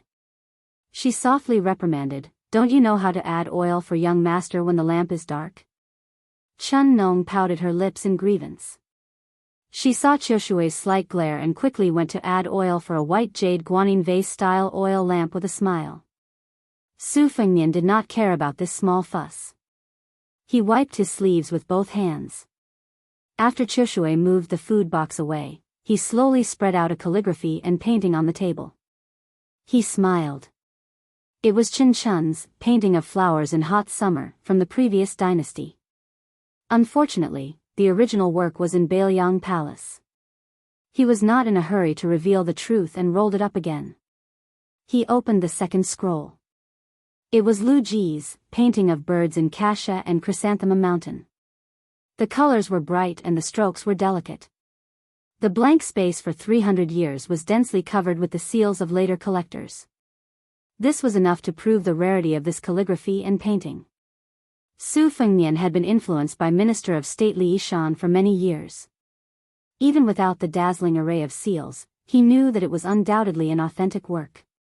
He closed the scroll again and opened the third scroll. It was the painting of Plum Blossom Hengqin by the late emperor of the Southern Tang dynasty. However, it was a fake. What was interesting was that the latter was obviously better in terms of strokes. After Su Fengnian finished reading it, he said softly, "Qiushui, Chun Nong, bring paper and brush." Qiushui pulled up her sleeves with 2 fingers and ground with the other hand. Chun Nong did not dare to be lazy and helped to put a paperweight on the calligraphy. Su Fengnian's strokes were slow and leisurely. Qiushui and Chun Nong looked at each other and saw the amazement in each other's eyes. They obviously did not expect young Master Su's calligraphy to be so beautiful. It was to the point of concealing it. They admitted that they would not be able to write something like this even if they worked hard for 10 years. Out of the 11 paintings, Su Fengnian purposely could not tell if 3 of them were real or fake. He pretended that he did not dare to speak carelessly and mistook 2 of them as rare. The remaining 6 were all accurate. The last 8 had detailed reasons as to why they were real and fake, as well as their relative valuations. Among them, the valuations and the real situation were both wrong and right. Since the old fox Wei Feng wanted to test him, His Royal Highness could not be too honest. As for the small regular script of more than 100 words, of course he would cover it up. This kind of trick would not be exposed no matter what. After the ink was slightly dry, Chushui could not bear to let go of the small regular script in her hands.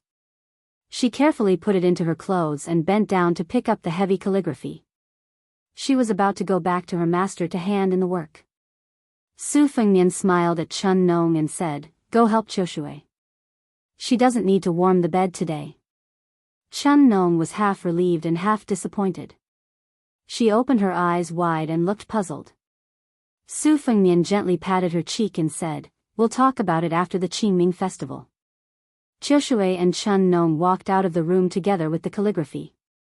There was a servant girl of the same age who came to hold an umbrella for Chushui in the corridor. She was shocked to see Chun Nong and her initial jealousy faded a little. The smile in her eyes immediately became more sincere. Actually, there was no need to hold an umbrella to block the rain from her master's study to hear. It was just that the calligraphy in her arms was worth a lot and she had to be serious about it, so she had an extra umbrella. The 3 servant girls walked back together. Naturally, there was a lot of teasing between the girls. Chushui and Chun Nong came from the same family and they were like sisters. There was a subtle gap between them and the servant girl who came from a different background. However, when intelligent girls interacted with each other, they naturally wore a thick mask with heavy makeup. Su Fengnian closed the door and sat cross-legged on the bed. This was the second time he traveled with Li Chuangong's clay figurine. As long as there was a bed to sleep on, most of them would be in this position asking for trouble. Moreover, if they didn't take off their soft armor, the room would be adjacent to or facing the old god of Sword Li. It was easy to imagine how afraid His Royal Highness was of death. Although the majestic Tao Qianji was dressed in a civil official's robe, it was difficult to conceal the aura of a general that had crawled out from a pile of bones. The study room was simple and crude. Many of the antiques and treasures that had been purposely left behind by the previous city magistrate were all pawned on the first day. All the gold and silver that had been obtained were distributed to the remaining city magistrate's soldiers, while the civil officials and scribes did not receive a single copper coin. During this period, there was an official who took advantage of the convenience of his duties to secretly embezzle 200 taels of silver. After he was arrested, 30 elite soldiers of the city magistrate's mansion broke in. His head dripping with blood was hung on the flagpole of the martial arts field. This official had some background. His clansmen reported this matter to the deputy head of Dragon Waste Province's county magistrate. Tao Qianji did not bring his family with him, but this former 4th-rank Chongsu general was not a rigid man. Every few days, he would spend money to invite the most popular women of the city's brothels to his manor. No matter how much money was spent, he would not skimp on it. At first, some of the brothels did not dare to accept and were forced into his hands. After a period of fear and trepidation, the city overseer did not show any signs of settling accounts. Only then did they feel relieved. In addition, the heroic deeds of this Chongsu general continued to spread throughout the city. Gradually, Tao Qianji's reputation rose like a tide. Many brothels took the initiative to send their top courtesans to the city overseer's manor. Originally, they could earn dozens of taels of silver a night, but when they opened their mouths and asked for only dozens of taels of silver, Tao Qianji did not fuss over the details. He appeared more and more like a general, making the people of the city who were originally afraid that thieves would come and clean. In the continuous drizzle, Tao Qianji sat in the empty and shabby study, reading a military book by the light of a lamp. A trusted officer from Gusai province stood at the door and respectfully said, "Princess Hongyan of Jade Toad province has come to visit in the rain." Tao Qianji frowned and said indifferently, "If she enters the manor alone, I will not see her." A plump woman with a mink hair covering her forehead appeared beside the officer. Behind her was an old man dressed in brocade with his hands in his sleeves. She stepped over the threshold and placed her hands on the jade belt bestowed by His Majesty the Emperor. She said sweetly, "Oh, General Tao, you put on such airs. Or are you afraid of attracting gossip?" The extraordinarily valiant city overseer frowned and put down the book. He was not the least bit afraid of this imperial relative with a Xianbei hairstyle on her waist. He sneered and said, "Princess Hongyan's beauty is known far and wide. She likes to keep male companions. A mere city overseer like me would not dare to enter her eyes." The old man in brocade snorted coldly. The corner of Tao Qianji's mouth curled up and his eyes were full of disdain. Princess Hongyan, who was holding a satin umbrella and a mink hair covering her forehead, laughed wantonly. She waved her hand to indicate that the old retainer of the county overseer should not mind. She stared at the rude and unreasonable middle-aged city overseer and said with her charming eyes, "General Tao, I originally did not want to enter this manor. I have to kill people every day and the yin qi is too strong. I am not as vigorous as General Tao and I am afraid that I will be haunted by ghosts." "It is almost Qingming festival," Tao Qianji said coldly. "If Princess Hongyan does not have any important matters to attend to, please forgive me for not seeing you out." This plump beauty, who was one of the wealthiest in Jade Toad State, was offended several times, but she still did not show any anger.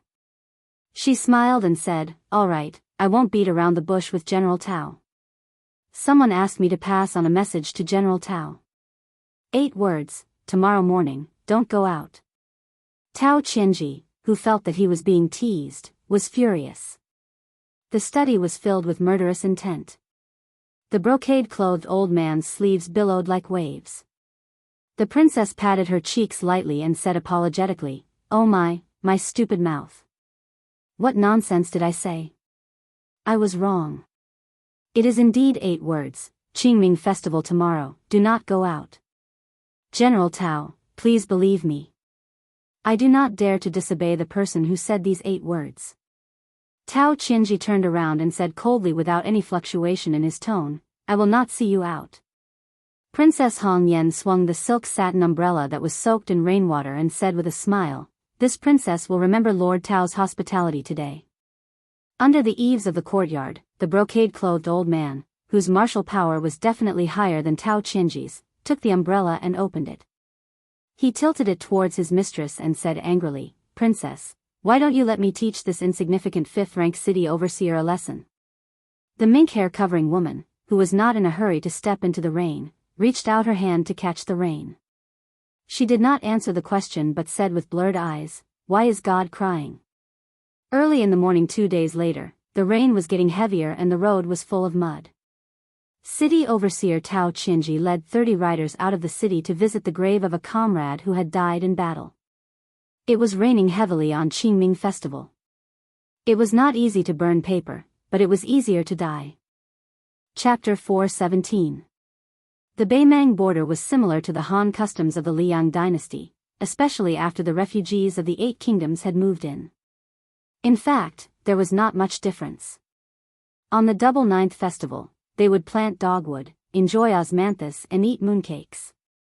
On New Year's Eve, they would set off firecrackers, and today's tomb sweeping day. The men of the family, regardless of age, would bring wine, food, fruits, and paper money to the graves. They would burn the paper money and cover the old graves with new soil. As the younger generation, the children and youths would fold tender yellow twigs and stick them in the graves. After burning the paper money, they would kowtow and pay respects to their ancestors, and pray for some good fortune before they could return. There was no fixed time to visit the graves during tomb sweeping day. It could be sooner or later. However, because of the heavy rain in Beimang, most of the graves were on the outskirts of the city and were not close by. Many of the common people were worried about their clothes and hoped that they could wait until the rain lessened before going to visit the graves. Therefore, the departure of the 31 cavalrymen from Beimang was very eye-catching. The limestone streets of Beimang were slanted from the middle to the sides. Normally, it was not easy to notice them, but during the heavy rain, when the rainwater slid into the gutters, one would be able to see them clearly. The sound of the hooves of the 30 armored cavalrymen pounded heavily on the hearts of the people on both sides of the street. Connecting this Commandant General's bloody deeds of killing more than 100 enemies on the border battlefield and killing people and drinking to his heart's content every day in the Baimang Manor, the common people felt more and more that they could rely on this Baimang Manor, who had a military background. Wei Feng was a merchant, and no matter how much money a merchant made, his status was still inferior to that of a landowning household. Although Wei Feng was one of the few wealthy people in Baimang, his manor was still 2 streets away from the Baimang Manor. Fortunately, the Wei Manor was on the main road of the city, quiet amidst the commotion. It just so happened that one could see the 31 cavalrymen galloping out of the city. Leading them was the armored Tao Qinji, who did not conform to the official system. His steed was a rare Fergana horse, light gold in color. Fergana horses were already exceptionally precious, and this fine steed, bestowed by the Gusai Prefecture, was the most outstanding of its kind. It was exceptionally vigorous, making the rich in the city drool and the common people fearful at the sight of it. The city overseer, Tao Qinji, took the lead, his eyes looking straight ahead. Naturally, he did not notice that under the high walls of the Wei Mansion's main gate, there was a young man with a saber on his back, squatting down. A servant girl with a delicate body and charming eyes was holding an umbrella for him. That young master was squatting in a corner with his knees bent, his face facing the south. With great difficulty, he had burned several handfuls of yellow paper money. Probably because he had done his best, he put the remaining handfuls of yellow paper money back into his bosom. The pretty and pitiful maid reminded him in a low voice, "Young Master Su, it's not good to put the paper money for the ancestors into the arms of the living. Shall I help you keep it?" Su Fengnian stood up and saw that her left shoulder was soaked. He used his fingers to push the mahogany umbrella towards the maidservant. He crossed his hands and placed them on his abdomen. He looked at the armored horses galloping away in the rain. He smiled but didn't say anything. He just shook his head.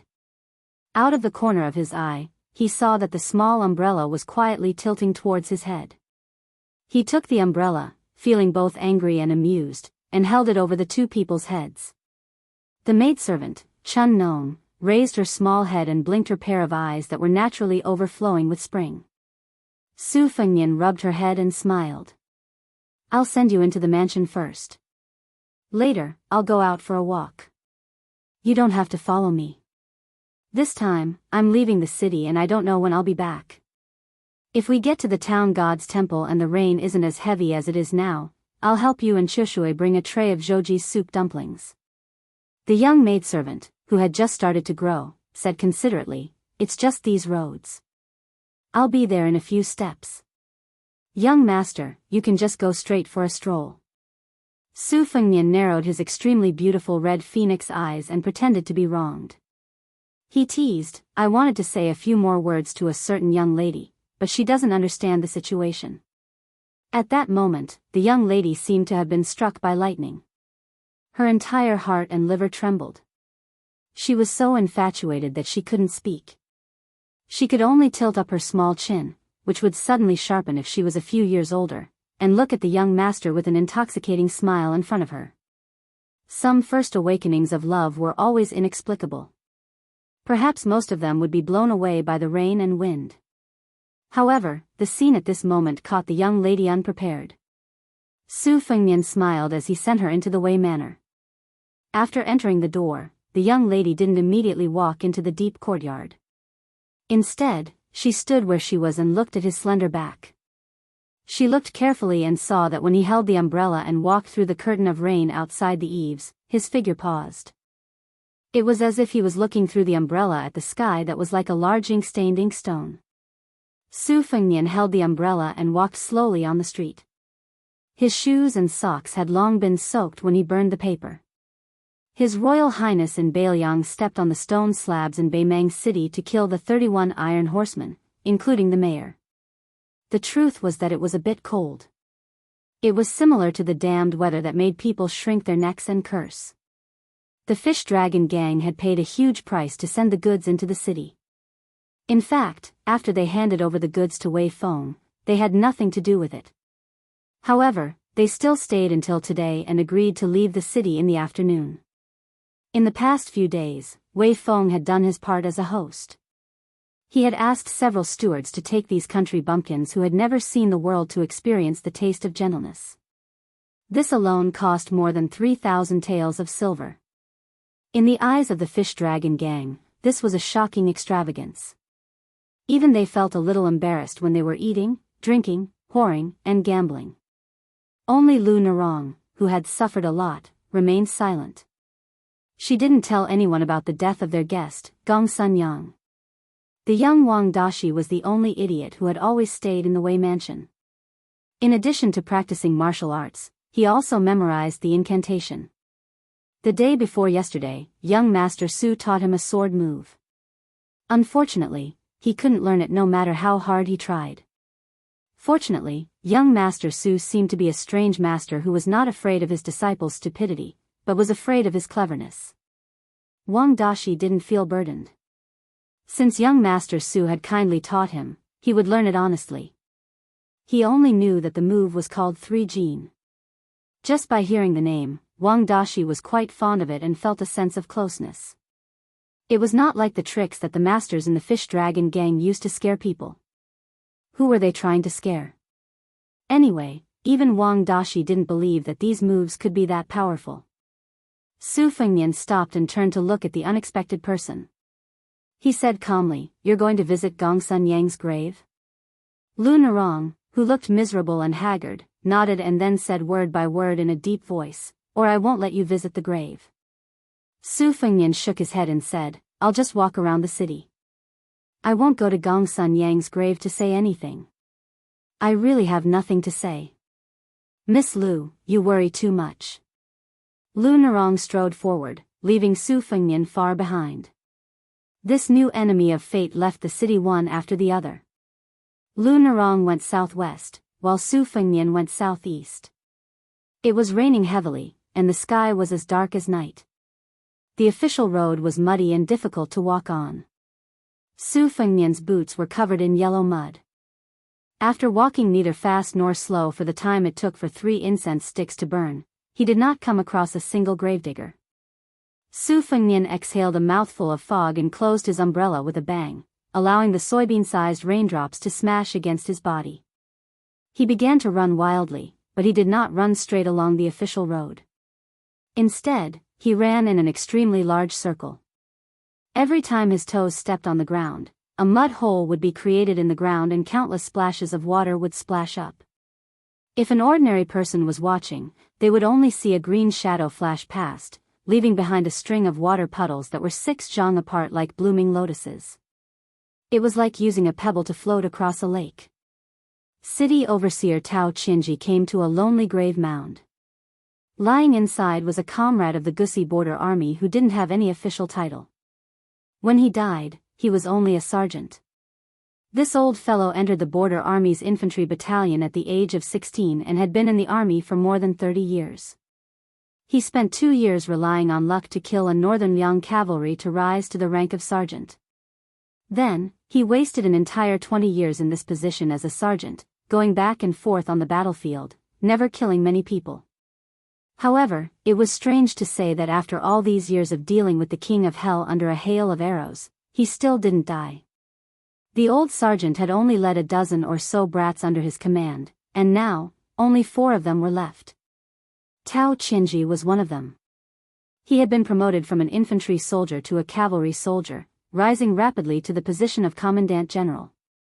One of them had become a 5th-rank infantry commander, one of them had become one of the few outstanding sentries in the Gussi border army, and the last one had an even more illustrious official position than Tao Qinji, vaguely about to become a pillar of the northern Mang royal court. The old corporal was greedy for life and afraid of death. What he taught these new soldiers was not how to kill the enemy bravely, but how to fight a war with a cowardly attitude. For example, he taught them how to play dead without leaving a trace, how to steal the valuables from corpses, and how to behead the enemy to gain military merits. But it was precisely this old ruffian, who was about to receive a salary and retire at home, who had died in a battle without warning. He had blocked a fierce Bailiang saber for his subordinate, and his entire back had been slashed open. He was just an ordinary foot soldier of the Baimang border army, and the soft armor he wore was completely useless against the sharp Bailiang saber. Tao Qinji and a few of his peers were still young at that time. They held the dying corporal in their arms and did not understand why this old man, who was addicted to alcohol, said that it would be better to die on the battlefield rather than in a coffin. Before the corporal died, he nagged and nagged. He was not a man of integrity, but he was in so much pain that tears and snot flowed down his face. In the end, he said, "It really King hurts." 30 personal guards from Gusai neatly dismounted from their horses and stood in the distance. 2 of them took off their backpacks.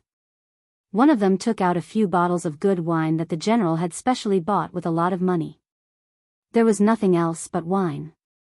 The other took out a large stack of paper money wrapped in oil paper and handed it to the general along with the fire starter.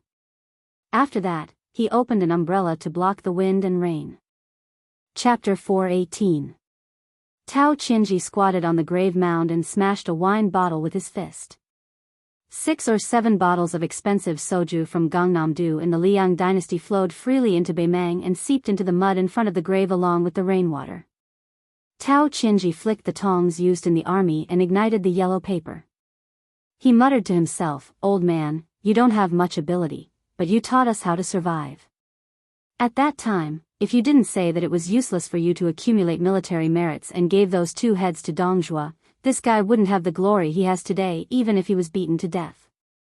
If you didn't block a knife from me in the end, I wouldn't have been able to get you good wine. That Dong Zhuo is a stone in a latrine pit. He has a stinky and stubborn temper. When we were drinking, he let it slip that he didn't have the face to see you, an old man who is as prideful as he is. I didn't think as much as he did.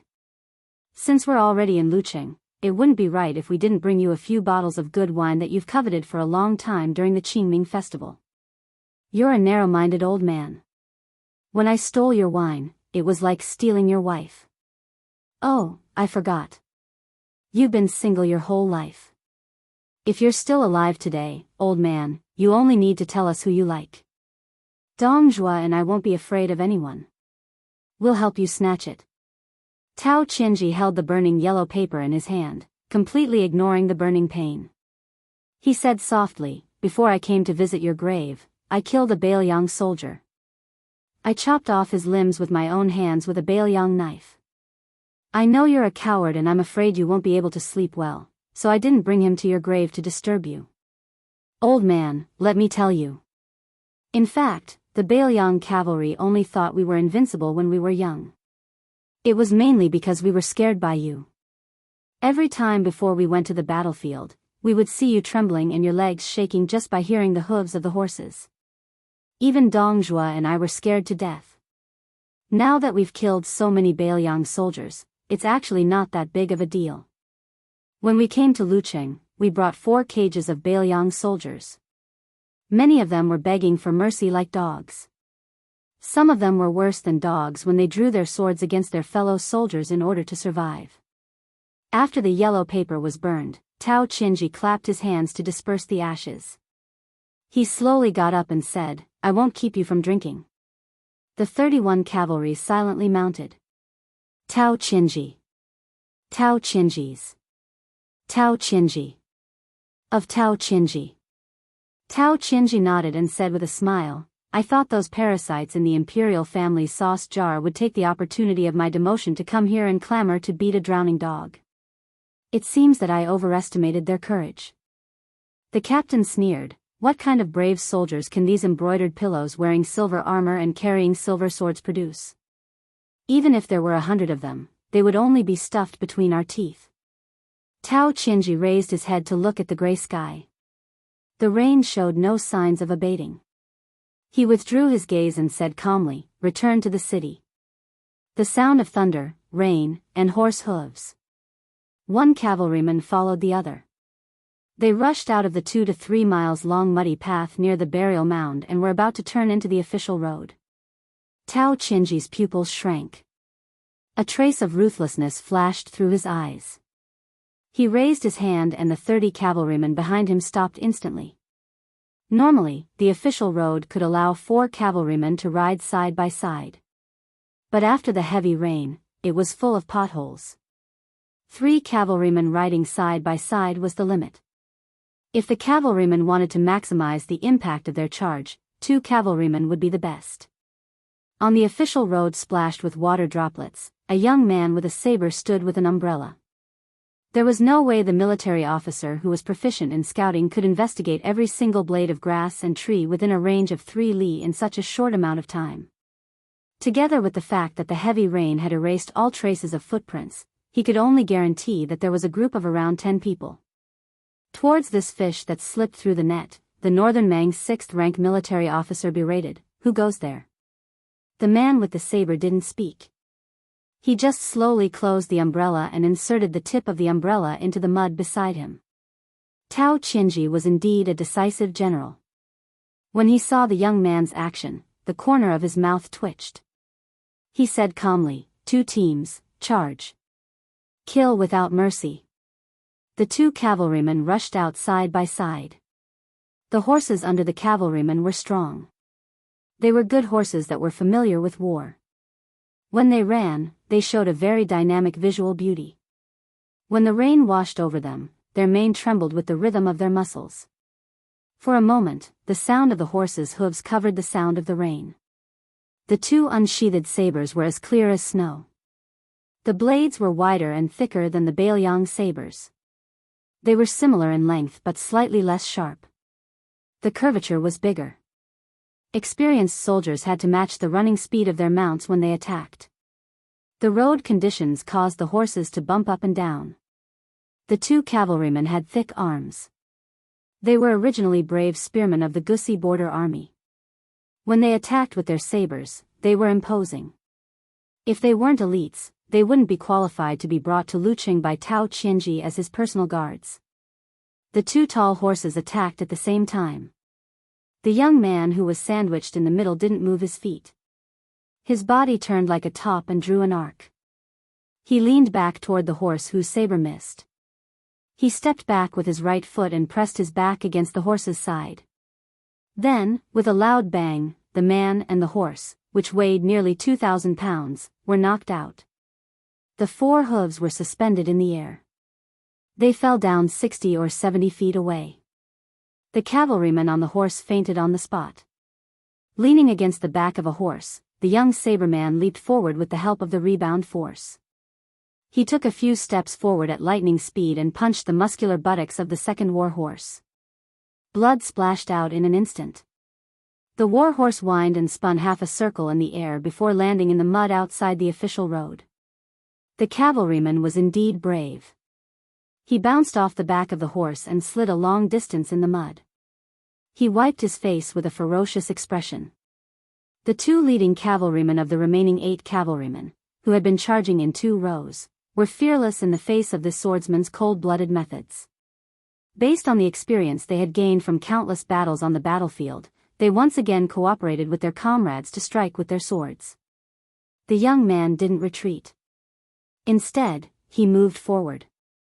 His body was like a swimming fish. He slid through the curtain of rain and lowered his head to avoid the saber. He ignored the cavalryman on his right. His left hand was glued to the arm of another cavalryman. His feet were lifted off the ground by the momentum of the horse's charge. He quickly flipped onto the horse and sat behind the cavalryman. He pressed his hands on the cavalryman's head and twisted it in a crisscross manner.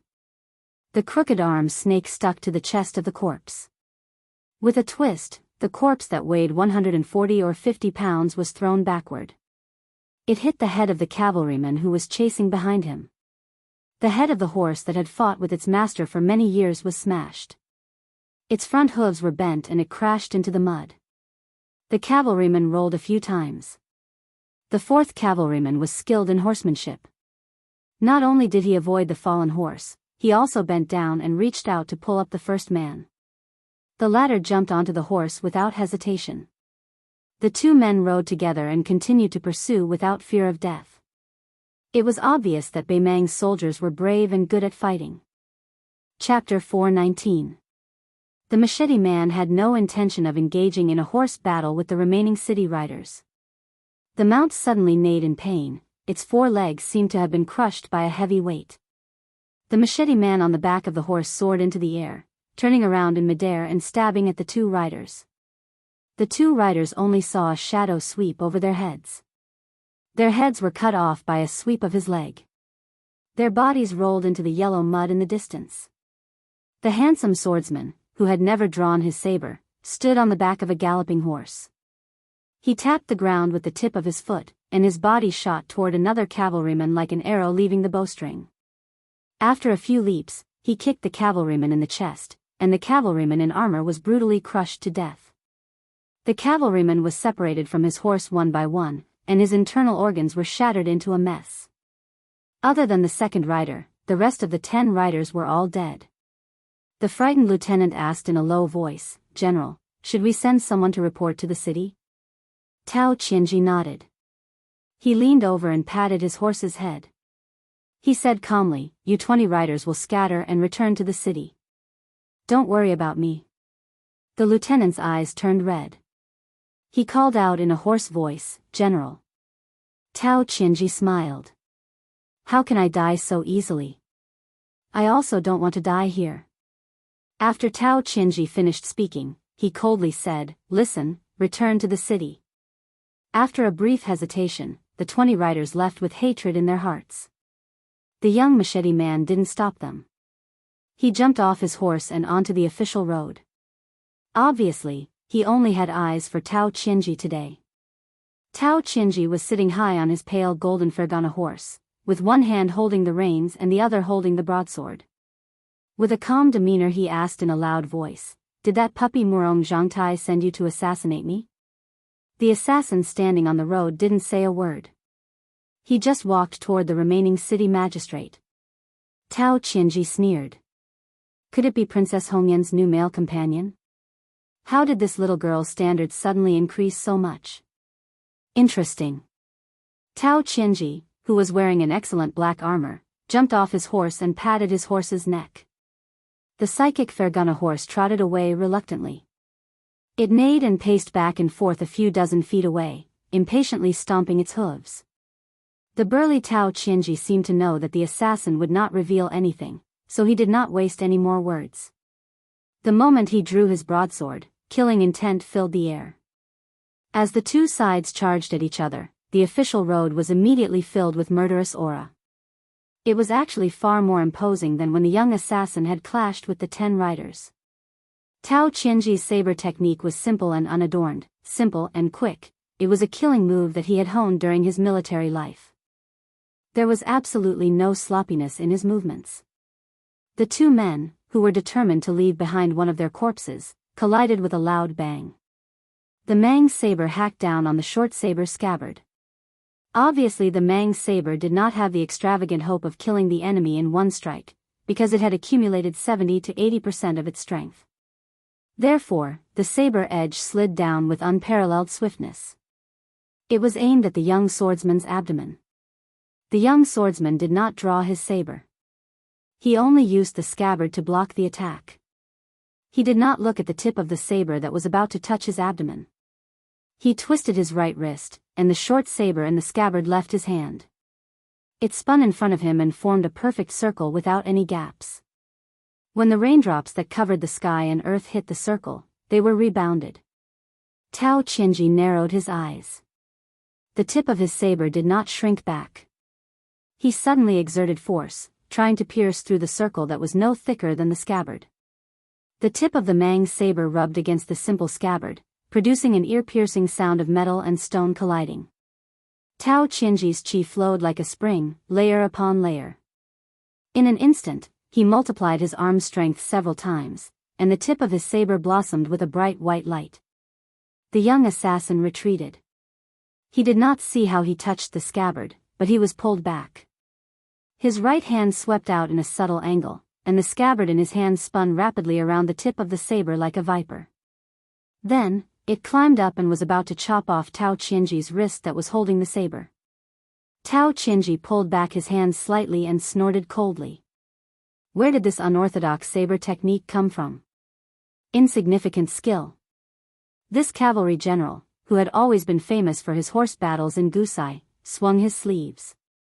His Mang saber successfully knocked away the strange scabbard that was still spinning incessantly.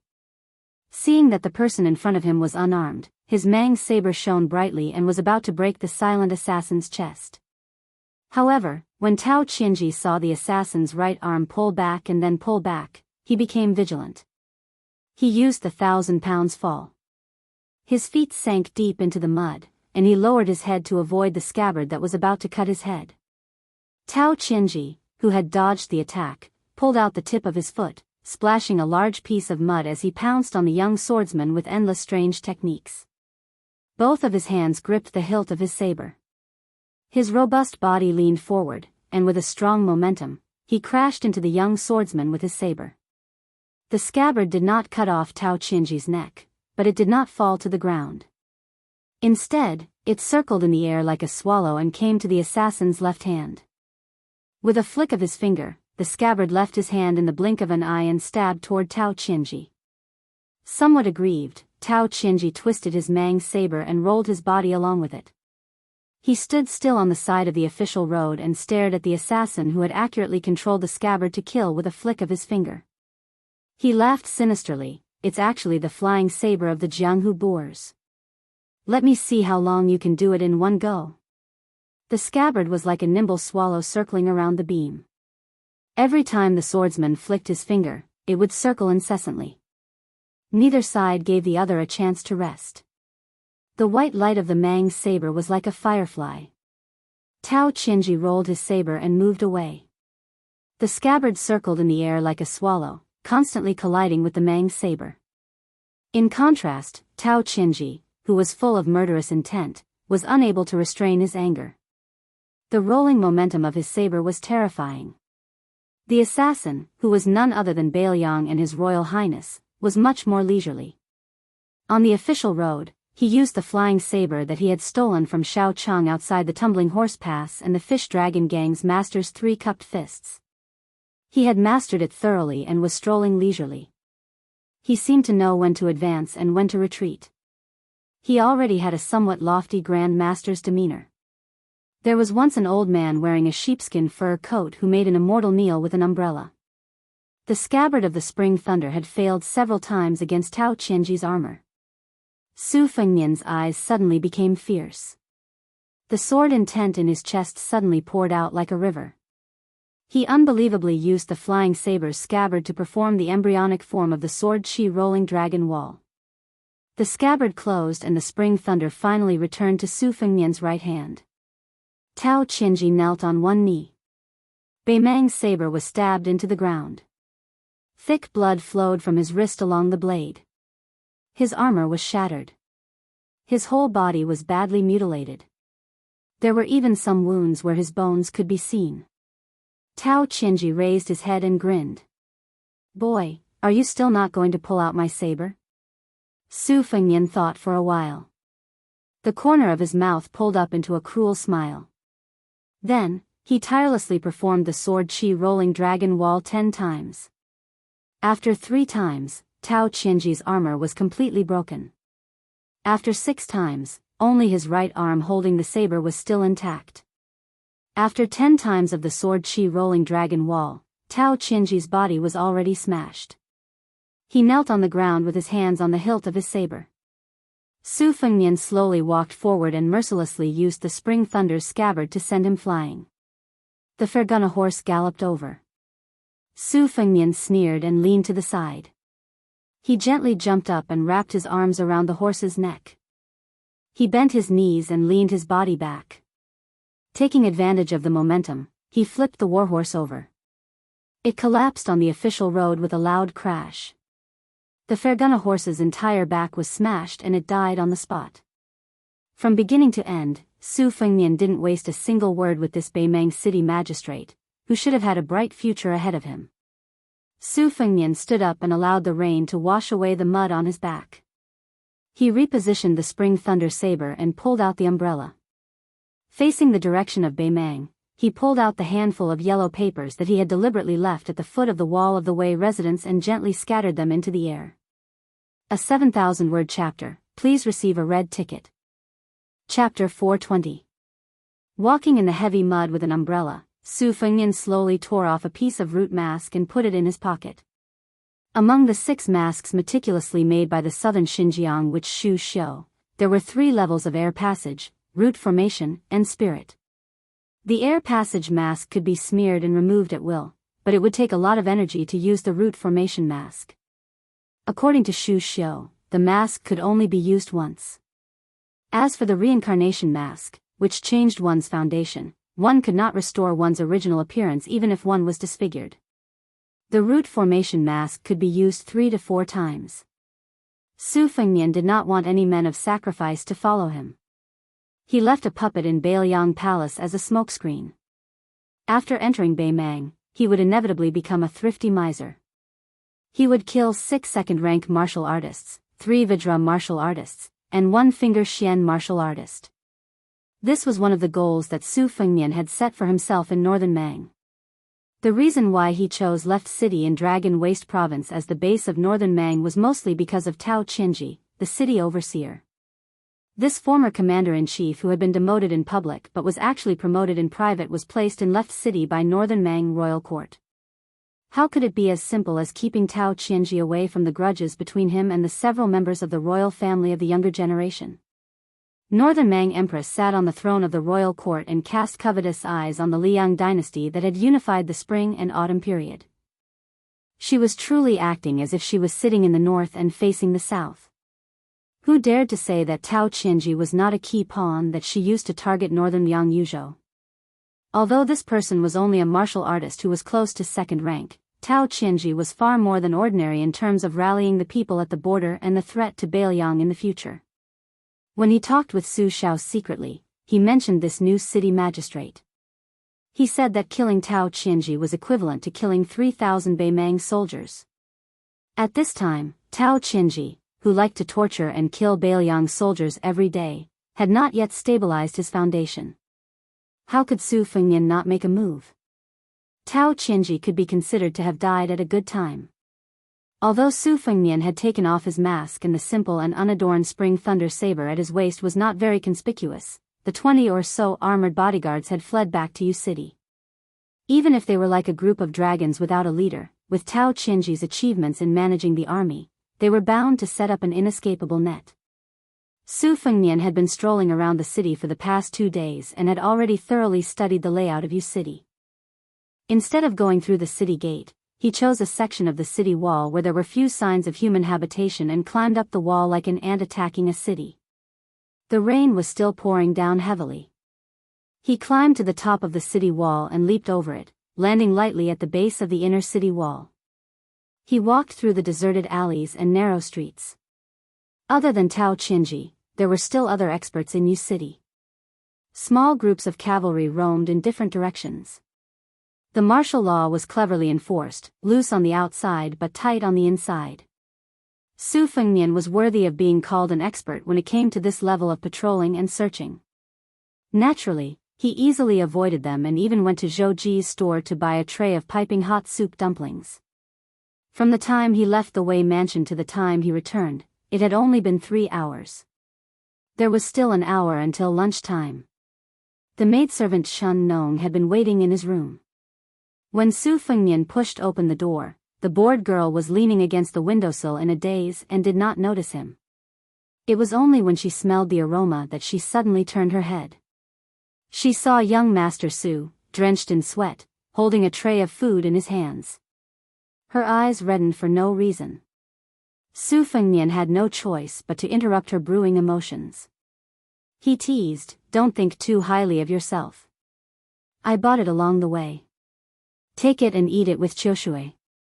As for changing clothes, I'll do it myself. I don't want to spoil your appetite." Are you crying? Don't. If outsiders see me, they'll think I'm worse than a beast. I want to take a tray of soup dumplings and elope with you back to Bailiang. The young maidservant sniffled. Seeing young Master Su's determined expression, she hesitated for a moment before giving in to the gluttonous bug in her stomach. She carefully took the soup dumplings and walked to the doorstep. She glanced back and smiled charmingly. Su Fengnian waved his hand and waited for her to trot far away before locking the door. He took off the spring thunder and placed it on the table. He took out the tightly wrapped knife manual and a stack of dough. He did not take off the silk armor that was warm in winter and cool in summer. He changed into a clean and comfortable scholar's robe and put away his personal belongings. He could really be considered to be alone in the world. Chun Nong must have eaten the soup dumplings carelessly. She was dragged back by the ear by Choshue, who was more sensible. She helped young Master Su with his hair. Chun Nong kept throwing meaningful glances at Sister Choshue. The latter quietly sighed and asked, "Young Master Su, are you leaving Luqing to return to Lingzhou today?" Su Fengnian nodded and went straight to the point. Uncle Wei's original intention was for the two of you to return to Lingzhou with me. However, there's a saying. If a man doesn't have a career, how can he start a family? Turning his head, he saw the two maidservants looking at each other. They were very cute. Su Fengnian laughed and said, "You really believe me? I'm just poor and can't afford to raise the two of you. I want to make a few more trips to Beimang and earn some money before bringing the two of you back to Lingzhou in a grand manner." Chun Nong, who was combing Su Fengnian's hair, timidly said, "Chun Nong and Sister Choshue can play women's and zither. It's fine even if we don't need young Master Su's support." Choshue's thoughts were much more meticulous and mature. She quietly shook her head at Chun Nong. The latter's eyes were wet like a broken dam. She was like a pool of water that had been wrinkled by the spring breeze. She was full of affection, but she obediently bit her lips and did not cry out loud. Of course, Su Fengnian would not really bring the two maidservants back to Beiliang. Even if he used his identity as a disciple of the military supervisor's mansion, it was not suitable. Furthermore, his real identity was like a lightning pool. If he stepped into it carelessly, he would easily be crushed. The two delicate 10 golden lotuses were best grown in such a quiet environment. If they were transplanted into a turbulent river, they would only die early. During the last lunch in Luqing, the most eye-catching dish was actually a fried snail with ginger and pepper. Qingming snail, as fat as a goose, was a pile of green on the white jade plate. It was a pity that the members of the Fish Dragon gang were a group of boorish men. They only recognized pigs, cows, and sheep as meat dishes. They did not know how difficult it was to find these seasonal snails from the muddy ponds and streams in Jiangnan and transport them alive to Beimang. Fortunately, there was a roasted whole lamb at every table, which made the Fish Dragon gang feel greasy. Today, Lu Nerong had said that they were not allowed to drink, which was a bit of a fly in the ointment. However, after Xiao Bangzhu and foreign guest Gong Sun left, Miss Lu became more and more at ease. Gradually, she became more and more independent. The members of the Fish Dragon gang were sincerely convinced. The tears on Chun Nong's cheeks disappeared, but she was in low spirits. On the other hand, Choshue was still graceful and considerate. She stood beside Su Fengnian, picked out the meat of the snails with a bamboo stick, and put them on the plate one by one. The old fox Wei Feng's generosity had already won the favor of the Fish Dragon gang. They knew that Grandpa Wei was rich and powerful, and he was a tycoon who had a firm foothold in Beimang. Naturally, he was arrogant. Otherwise, many people would want to recognize him as their godfather. Originally, they did not know much about Grandpa Wei and did not like him. Now, it was obvious that he was related to Grandpa Wei. Many people completely lost the courage and interest to challenge Grandpa Wei. They began to think about how to be more friendly on the way back to Beiliang to make up for the estrangement from the northbound trip. Wei Feng smiled and said, "Nephew, fried snails are like old wine. Even the king of hell would not leave. This fried qingming is not a famous dish, but it's really hard to enjoy this taste in Beimang. You should try more. He should really treat him as his nephew." Wei Feng did not continue to be polite. He turned to Lu Nerong and said with a smile, "Miss Lu, Grandpa Wei still said that if you really want cash, you can immediately send it to the Fish Dragon gang's carriage. The Wei family also has some strong men who can help to escort. I dare not boast, but I can still squeeze out 20 men." Lu Nerong shook her head and said with a smile, "It's too rash to bring tens of thousands of taels of silver to the border.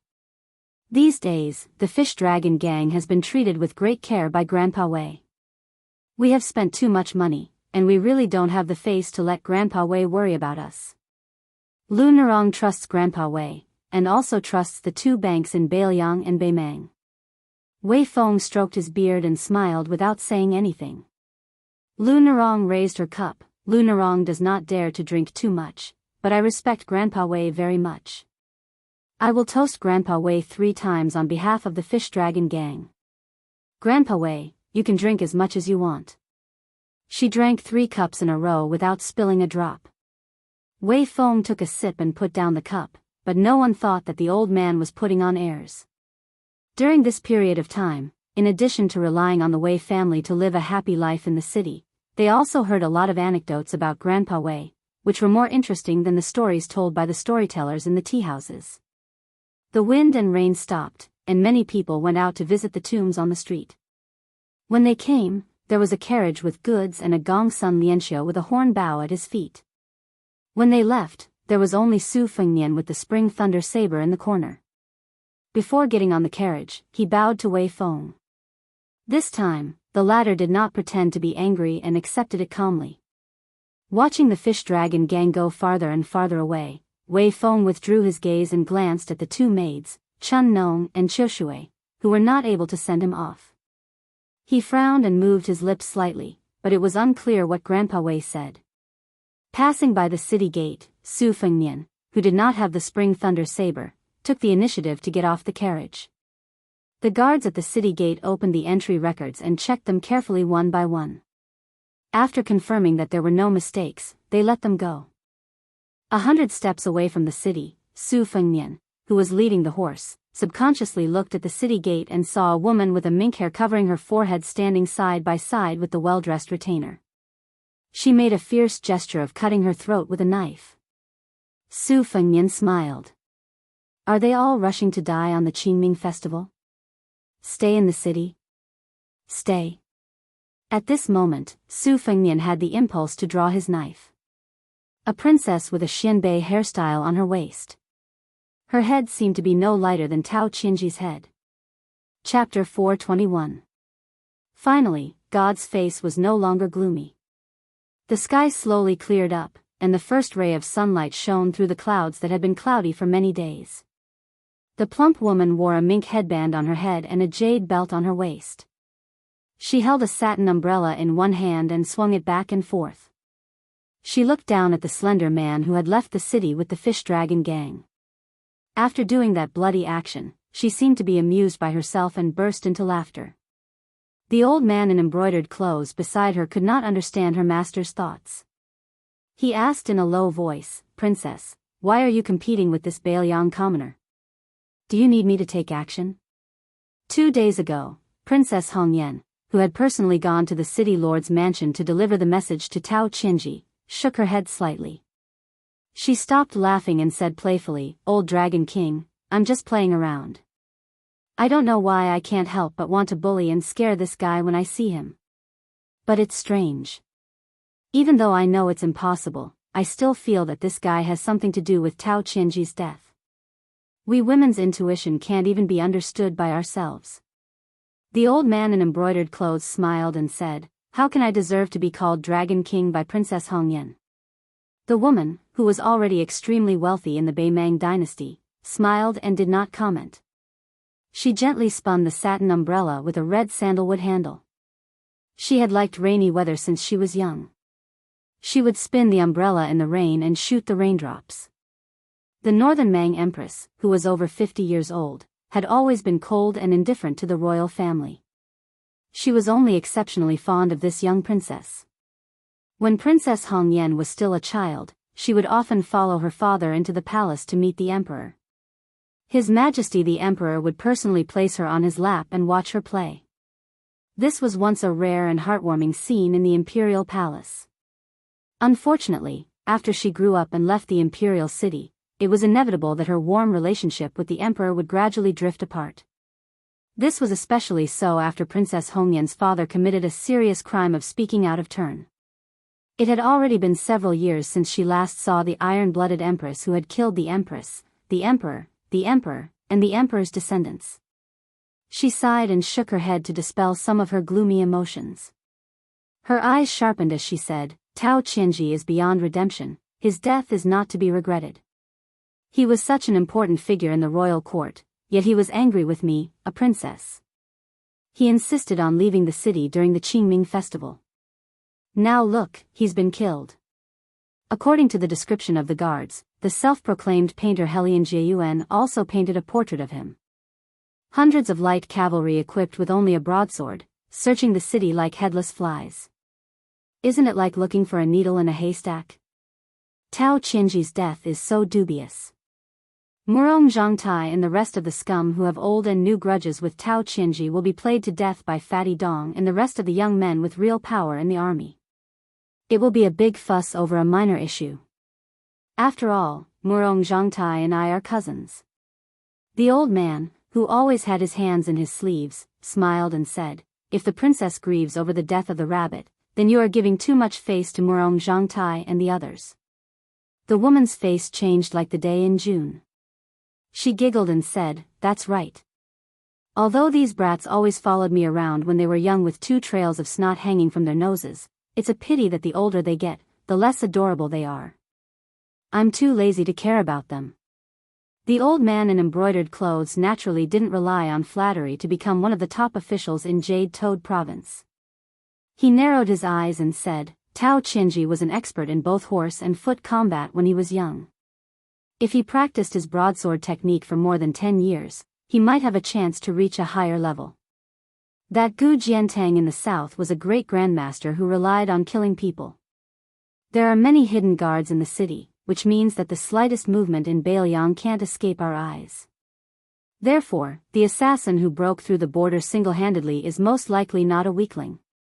After easily killing 10 elite cavalrymen, he then killed the small second-pin Tao Qianji in a short time and made the reinforcements rush to empty space. The key is whether or not the assassin drew his broadsword when he killed Tao Qianji. If he didn't, then it's a bit exaggerated.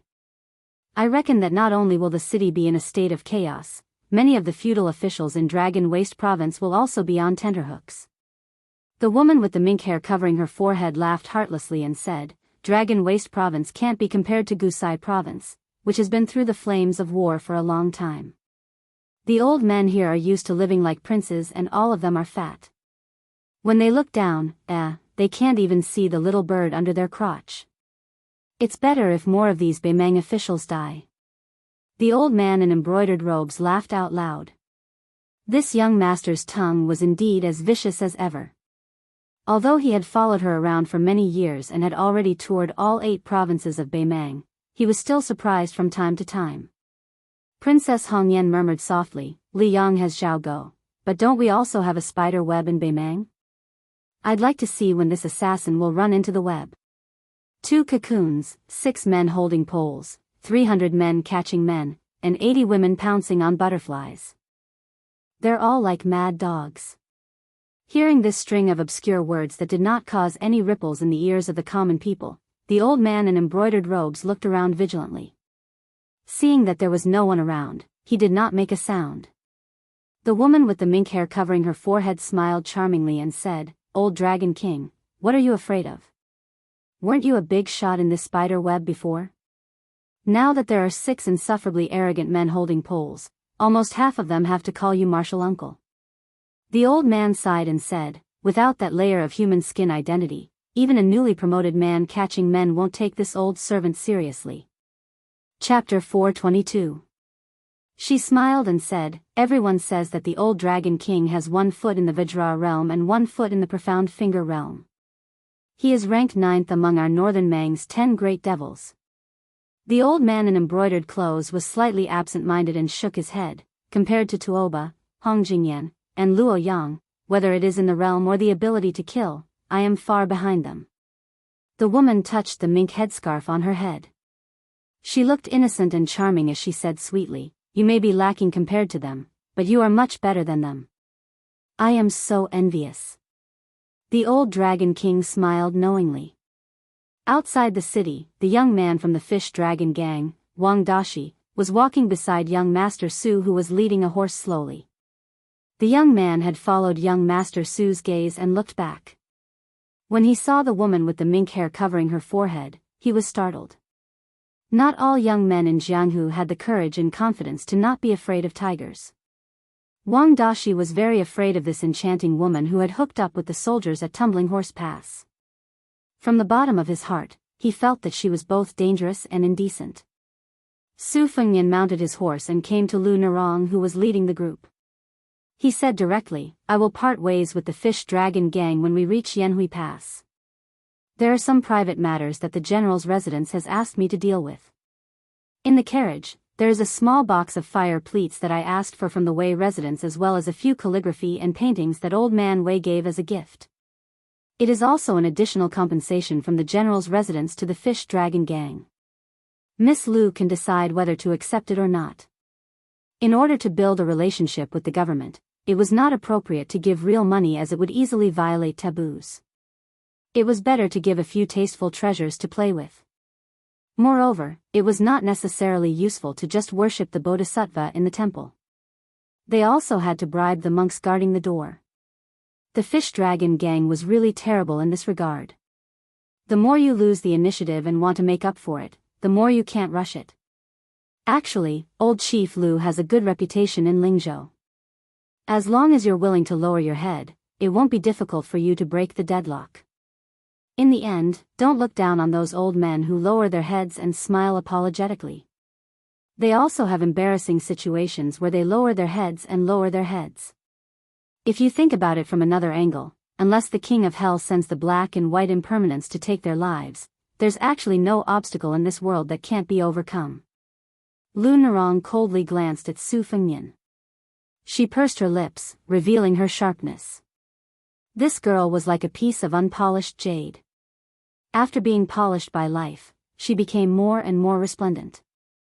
Su Fengnian didn't mind her deliberate indifference and continued, "I'm just saying this because I want to leave on good terms." Lu Narong turned to look at Su Fengnian calmly and said, "I won't throw it away, nor will I find it dirty. The fish dragons deserve it." Su Fengnian smiled and turned to point at the youth who was running with his head down on the muddy official road. He whispered, "Lu Narong, do you know that he likes you?" Lu Narong followed his finger and saw the unknown youth in the fish dragons. She was stunned. Su Fengnian looked straight ahead and slowly said, "Don't misunderstand. I'm just telling you the truth. Otherwise, you might never know that there's such a fool who has a one-sided love." Lu Narong frowned. "I actually know." Su Fengnian didn't linger and annoyed her. He pulled on the reins and slowed down. Although he was no longer as cynical as the young heir after 2 different travels, no matter how good his temper was and how smooth his temper was, he wasn't so thick-skinned that he liked to be scolded and looked for supercilious looks. As for why he took the blame at the Wei residence and didn't explain the cause of Xiao Chang's death, it was because Lu Narong was burning with anger at that time. If he explained it, it would be a cover-up. Why bother? Moreover, if she wanted to hate, then let her hate thoroughly. His Royal Highness had walked step by step all these years. He was almost numb to this kind of misunderstanding. Wasn't this the guilt His Royal Highness felt for forcing Gongsun Yang to his death? Returning to the youth's side, Su Fengnian laughed in a low voice. "Wang Dashi, just now I told Miss Lu that you like her." Wang Dashi was first shocked, frightened, and alarmed. Then his face flushed red and he almost cried. Young Master Su was the person he admired and was most grateful to in his life. How could he dare to blame him? He could only lower his head and shake his shoulders. It was obvious that he had been wronged to the point of choking. Su Fengnian smiled and comforted him. "I lied to you." Wang Dashi raised his head, unable to speak. He was at a loss and disappointed. Su Fengnian smiled. "Wang Dashi, I'll teach you a good way to pursue a girl. Do you want to hear it? It's a real story." Wang Dashi hurriedly wiped his eyes and said in a low voice, "Young Master Su, just say it." Su Fengnian gazed at the bright sky where the dark clouds had dispersed. He said softly, "Walk in front of her and tell her that if you want Jianghu, I'll give you one. If you want the world, I'll give you one. As for me, I just want a son. Will you give it to me?" Wang Dashi was dumbfounded. He stammered, "I don't dare to say that." The corner of Su Fengnian's lips curled up and he smiled gently. Wang Dashi then realized and asked curiously, "Young Master Su, who is it? He has such guts. In our Lingzhou dialect, he's very domineering." Su Fengnian said softly, "My father." Chapter 423. Su Fengnian really wanted to tell this ignorant youth who had just entered the Jianghu that those great heroes in white robes and wielding swords in front of people also had to worry about their 3 meals a day. Those beautiful women who seemed to be above the common populace would also have such petty thoughts. Those vassals who flaunted their power also had the grievance of swallowing their teeth and blood. But in the end, they gave up. It was good to have one more day of daydreaming about the Jianghu dreams of a youth. Su Fengnian bent down and rubbed the soft mane of the brown horse he sat on. His father, who had been rude to his wife the moment they met, had received a beating. But what surprised the world was that this young soldier from the East Liaoning expedition had escaped death again and again, and climbed to the top of the court step by step. Other than the armor that was no different from that of an ordinary general, he had also put on that blue satin python robe that everyone in the dynasty knew about. But in his Royal Highness's eyes, the King of Bailiang, the pillar of the country, the great general, these awe-inspiring titles, probably because it was dark under the lamp, he rarely thought deeply about them. What he remembered the most was Su Xiao sewing cloth shoes year after year. In his youth, he had felt that Su Xiao was extremely bored, and now, he still felt that Su Xiao was boring. Boring, boring. The butcher Su Xiao had many things to say. Zhao Changling was dead, so many of his old brothers who had lived but not died with him were dead. He had never taken another consort. His children had married, traveled, and traveled. Who could he find to talk to? Su Fengnian exhaled deeply. He suddenly realized that he was also very bored, at least on this trip to the north. For some reason, His Royal Highness thought of wooden sword Wenhua's catchphrase. He was very depressed. The fish dragon gang safely reached the vicinity of Yanhui Pass. Su Fengnian also turned back north. The reason why he did not leave the city and went to the heart of Dragon Waste State was because he was afraid that old Fox Wei would notice. Refusing to accept the spring water was already suspicious. Su Fengnian did not want to cause more trouble over such a small matter. The parting with the fish dragon gang was neither sad nor joyful. It was as calm as water. The fish dragon gang did not dare to enter the city and could only spend the night on a lush slope. The feeling of using the sky as a blanket and the ground as a bed was not good. It was just something to talk about after success. Not many people were willing to suffer such hardships. Of the fish dragon gang, only the young man sent Su Fengnian off. As the sun set in the west, Su Fengnian stopped before getting on the horse and said with a smile, "The fist technique I taught you is not a divine mental cultivation method. It relies on dripping water to penetrate a stone. You can treat it as strengthening your body. As for the sword technique called 3-Jin, you may not be able to use it in your entire life. If you knew that the swordsman who created this sword technique was an old blacksmith with a missing front tooth, you would be very disappointed. As for him, his surname is Huang and he is from Western Shu. He has been poor all his life and has neither a wife nor a disciple. I will treat it as accepting you as a disciple on behalf of old Huang. Both of you are stupid. A stupid master does not mind that his disciple is not smart. There are too many sly people in Jianghu. Every one of them is a fox who wants to become a demon. I am one of them. Honest people are rare. You are one of them. So don't learn from me. If I don't return to Bailiang, at least he still has one move of his sword technique." After Su Fengnian mounted his horse, the man, the horse, and Spring Thunder rushed towards northern Mang. Wang Dashi stopped and looked into the distance. When young Master Su's figure disappeared, he clenched his fists and encouraged himself, warning himself not to be lazy.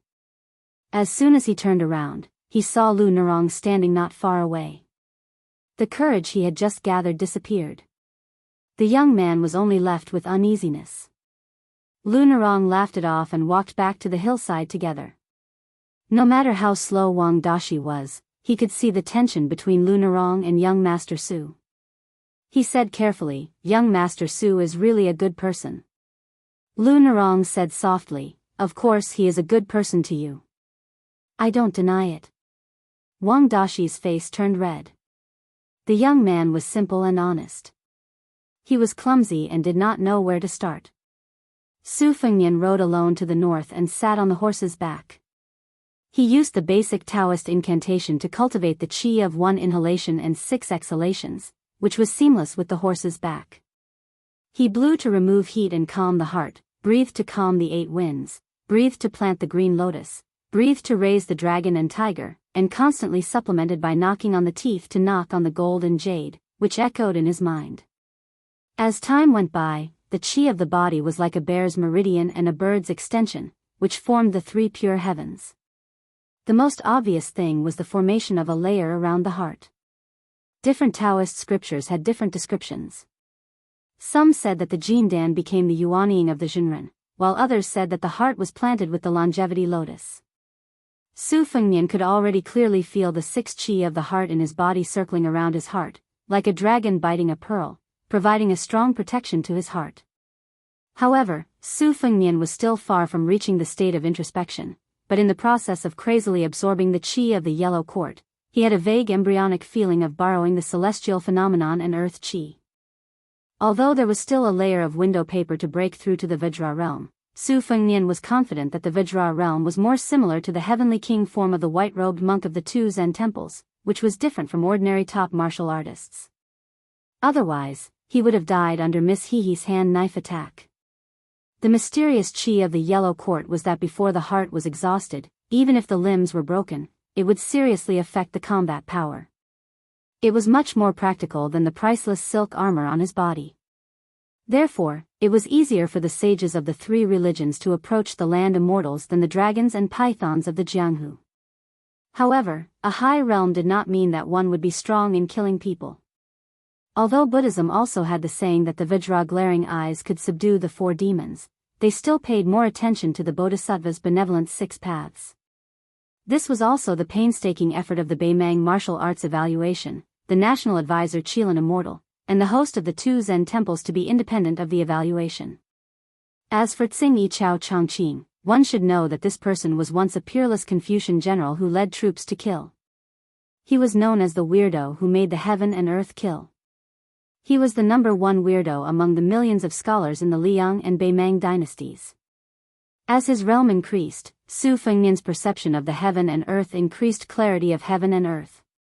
When he thought of the meeting on Gangnam-do, he could feel Chao. Chapter 424. With the protection of the slender female warrior, Su Fengnian finally reached the 2nd floor safely after paying the deposit. The female owner of the inn, who looked unusually steady, personally carried a basin of well water and placed it on the shelf before leaving with a smile. Su Fengnian washed his face. Since his skin dared to claim that it was rooted in the ground, a normal grooming would not hinder him. The basin of well water was already very muddy. Feeling refreshed, Su Fengnian pushed open the window and turned his head to look at the wine bowls and tea sets on the table. They were actually expensive Jiangnan craftsmanship, with 3 colors of yellow, purple, and green, extremely beautiful. No wonder the inn dared to ask for 50 taels of silver as a deposit. This duck-head green inn's business was booming, so it should not be an unscrupulous inn that used human flesh to make buns. Seeing the female owner chatting and joking with the Jianghu heroes without regard for them as strangers, Su Fengnian felt relieved. He did not dislike fighting and killing, but if he had never met each other, it would be really boring to fight to the death just for money. It was not easy to wander Jianghu. Who would want to drown in Jianghu? There were 6 dining tables in the courtyard, with more than 20 people sitting there. Most of them were bare-chested and had hairy chests. When they drank and ate, their chest muscles, which were more spectacular than a woman's chest, trembled. Fortunately, these heroes could still maintain their amazing appetite. Shoddy knives, swords, and axes were casually placed on the table. There were few good ones. Beimang was short of copper and iron, and Bailiang was strictly controlled. Even if one brought a hoe across the border, he would have to meticulously register it. When the wandering heroes of the Liang dynasty went out to gain experience, most of their weapons were of high quality, but their horses might be much worse than those in Beimang. After all, the horse farms in Beimang were much better. It was not easy to raise mature horses to fight in an army, and the 8 prefectures also kept a close eye on them. However, it was not difficult for rich heroes to spend a lot of money to get 1 or 2 horses to decorate their shop. Su Fengnian did not care about the boorish men in the courtyard who were full of vulgar words. However, the relatively quiet diners at the tables on the first floor of the inn were not simple. Among them, the diners at the 2 tables in the corner were all strong men. Most of them had the valiant spirit of soldiers that Su Fengnian was familiar with. The moon surrounded by stars was a white-haired old man with a conspicuous red mole between his eyebrows. He looked calm. A handsome and unruly swordsman in white sat alone at a table, drinking wine leisurely. His white scabbard was wrapped with silver threads, and the golden tassel on his sword was very eye-catching. The seniors of Jianghu had earnestly advised him not to reveal his true colors, but this swordsman did the opposite. He definitely had something to rely on. At the other table sat a young woman and a young girl, dressed in silk and satin. In the chaotic duck-head green inn, they looked especially pure. The young girl had red lips and white teeth, and looked 70 to 80% similar to her mother. When Su Fengnian went upstairs, he caught a glimpse of the child standing innocently on the bench from the corner of his eye, asking her mother to eat this and that. The young woman with an oval face had a lot on her mind. Her face was gloomy, but she forced a smile to deal with the child's coquettishness. Su Fengnian did not plan to go out to find food. He exhaled a mouthful of turbid air and reached out to cover his ears. His fingers were placed behind his head, and his index finger overlapped with his middle finger. He slid it down and lightly tapped the back of his head 24 times, knocking on several major acupoints of the Feng Mansion's Phoenix Pond. It was the great yellow courtyard's double cry, heavenly drums sinking heavenly water. Inside his body, the sword aura rolled and rolled like a dragon wall. It could be said that he was in an abyss of suffering. After the time it takes to burn a stick of incense, he heard the sound of the door next door opening and closing. Judging by the weight of the footsteps, it was undoubtedly the mother and daughter. Su Fengnian stopped breathing and took off his outer garment. He sat cross-legged on the bed and flipped through the saber manual. The 6th page was the incomparably domineering sword aura opening shoe style. The 7th page was the thin stream swimming fish style. According to the rough annotations in the words, it was probably Wang Xianji's enlightenment when she crossed the stream to catch fish when she was young. It was combined with the quintessence of a sword expert who returned from the martial emperor's city with his sword broken. It was like a fish swimming in water. It was also like a mountain range that stretched endlessly. Su Fengnian could not grasp the context of this style. He sighed and lay back, closing his eyes and concentrating. The Great Yellow Courtyard was the Supreme Heart Sutra of Taoism. Su Fengnian had been forced to clear his mind and restrain his desires for the past 2 years. It was glorified as Golden Chamber Ceiling, which made people go crazy. If word got out, he would be laughed at to death by Li Hanlin. Su Fengnian bent his finger and lightly flicked the scabbard of the Spring Thunder saber. He heard the light tapping sounds from next door and the tender voice of a child singing a Beimang ballad. It was faintly melodious and had a unique charm. The green grass grows next year, the wild geese go and come back again. The spring breeze blows this year, will the young master return? The green grass is green on the green flagstones. On the green flagstone bridge, a man in green hums a tune from Jinling, whose daughter smiles with her head lowered. Su Fengnian felt comfortable listening to the song. He smiled and pricked up his ears to listen to the ballad. However, the good times did not last long. A violent sound of horse hooves could be heard and even the inn shook. The jingling stopped and the ballad stopped. Su Fengnian sat up and walked to the window. He saw that in the dust, nearly 100 armored cavalrymen had swarmed in. The leader was a white-robed young master riding a black steed that had been tamed by the king of wild horses. He directly smashed the inn's courtyard door. Other than 5 or 6 cavalrymen who followed him into the courtyard, the rest of the cavalrymen stopped outside the inn. Dust rose everywhere. The cavalrymen and horses were one entity. This kind of tacit silence and solemnity was far more suffocating than shouting and provoking. Su Fengnian glanced at the general sitting on the black steed. He held an iron spear in his hand and wore a xianbei hairstyle with a jade buckle. However, he was one nobility lower than the woman with a mink forehead. Su Fengnian directly closed the window. What the eye doesn't see, the heart doesn't grieve over. Since there were no nursery rhymes to listen to, and he didn't want to compete with the saber manual that he had stolen, a flying sword, Peach Blossom, flew out from Su Fengnian's sleeve. It floated in the air, calmly holding his breath and shaking the green lotus. He controlled the pocket-sized dagger to fly around the house, sometimes fast and sometimes slow, like a naughty child flying a kite. If it was in the Liang dynasty where the heads of the Wulin's ambitious and ruthless people would have long had their courage crushed by the cavalry. Never did they expect that in this northern Mang's Dragon's Waste province, the men sitting at the table in the courtyard knew that there were over 100 elite light cavalry outside. Not only did they not avoid the brunt of the attack, but they also drew their sabers, drew their swords, and raised their axes. They did not even exchange a few pleasantries before more than 20 people charged over.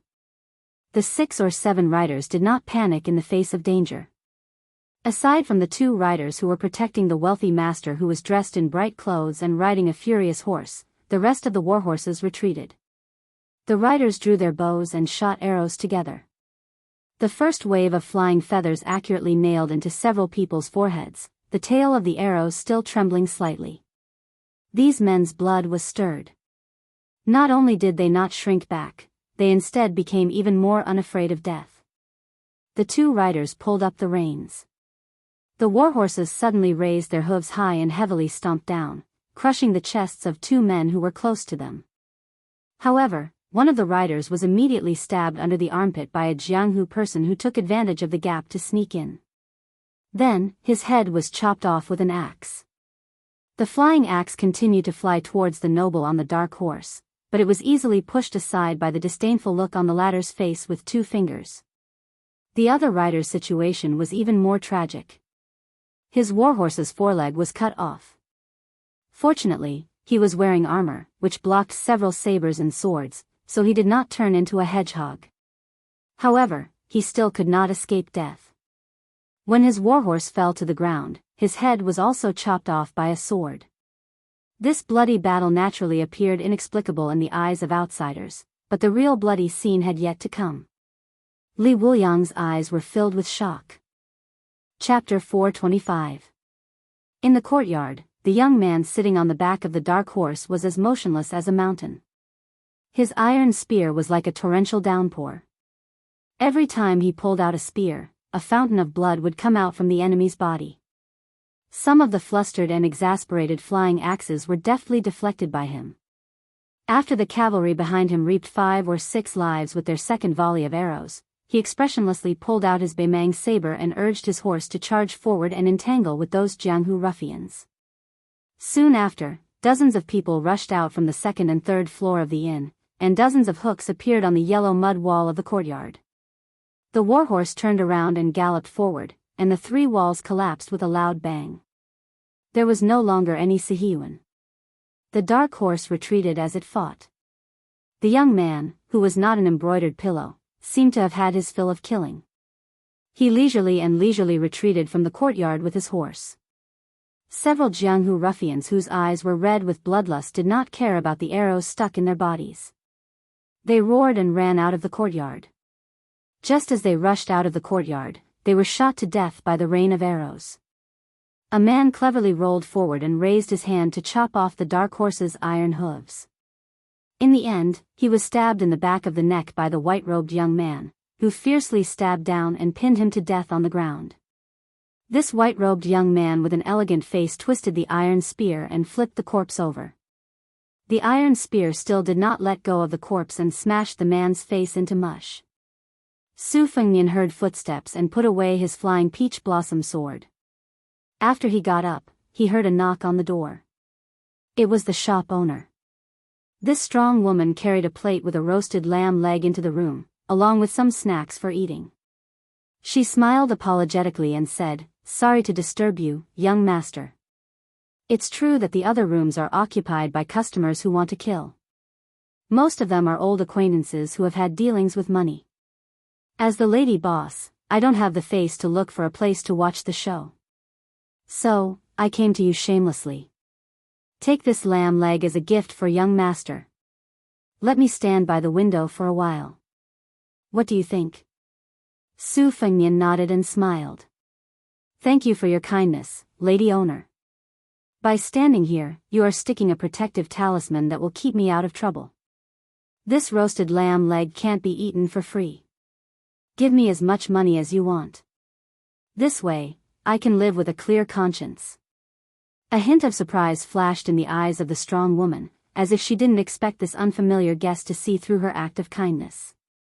After she put down the plate, she picked up the food and walked to the window. She cracked some melon seeds and explained calmly, "You may not know, young master, but the Green Duck Inn has been doing business for more than 20 years. Countless people come and go, and there will always be some fighting. However, the Green Duck Inn has never cared. Everyone who comes is a guest. As long as they pay enough money, they can stay and eat, drink, and visit prostitutes. As for whether they can leave alive if they are found by enemies or have a private fight in the inn, it is up to fate. The Green Duck Inn has coffins all year round. When the time comes, they can go in and lie down and wait for their relatives to come and collect their bodies. If there are no relatives, the Green Duck Inn will help bury them. They are not afraid of becoming a lonely ghost. This is not the first time that there has been a fight between soldiers and bandits like today. A few years ago, there was an even fiercer fight. The inn was not originally like this courtyard house. That time, it was completely destroyed. My husband happened to have a bit of a scholar's temperament, so he fixed it up like this. Young master, don't worry. The gratitude and grudges in Beimang are all about not being bystanders. This is called being particular about the poor and also being particular about the good. It is an old rule in the underworld. Only those devils dare to ignore it. Su Fengnian tore off a piece of mutton that was not greasy and put it in his mouth to chew slowly. He asked curiously, "It has already become like this? 100 cavalrymen against 50 or 60 Jianghu people. Is there still a need to be particular about it?" The lady boss cracked the melon seeds very quickly. She leaned against the window and turned her head with a smile. Of course, of course. If you are not particular about it, you will become a devil. In Beimang, everyone wants to be a devil, but not everyone can be a devil. Take my husband for example. He always says that if I dare to cheat on him, he will become a devil. Su Fengnian was speechless. He did not even dare to glance at the lady boss's small waist for fear that he would be seen as not particular about it. The lady boss seemed to be a person who could not hide her thoughts. She spilled the beans from a bamboo tube and said, "The one sitting on the crow horse is Murong Junction. He is a bit far from the royal family, but in Longyao province, he can be considered a first-class young master. His cousin in Gusai province, Murong Zhangtai, has a better bloodline. We are just ordinary people. We only know that the lord of Bailiang, Tao Qinji, died for no reason on the Qingming festival. So our wives and daughters hurried over and said that it was because Murong Zhangtai coveted General Tao's little wife that he killed him. We can't see through the swords and shadows of the people above us, so we can only watch the fun. Most of the men in the inn have nothing to do with Tao Qinji. But they think that General Tao, who killed Bailiang people every day, was a hot-blooded man.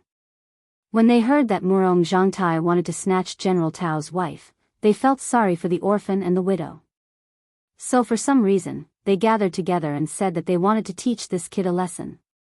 Of course, some of them must have been hired by Tao Qinji's old subordinates. Murong Zhangtai and his group of nobles, no matter how bad they are, at least they have dozens of Beimang sabers and dozens of war horses. Today, they brought 100 cavalrymen with them. But it's still hard to say who will win. I believe young master has also thought of the identity of the mother and daughter next door. They also have a group of former loyal subordinates of Tao Qinji, especially that old guy with the red mole between his eyebrows.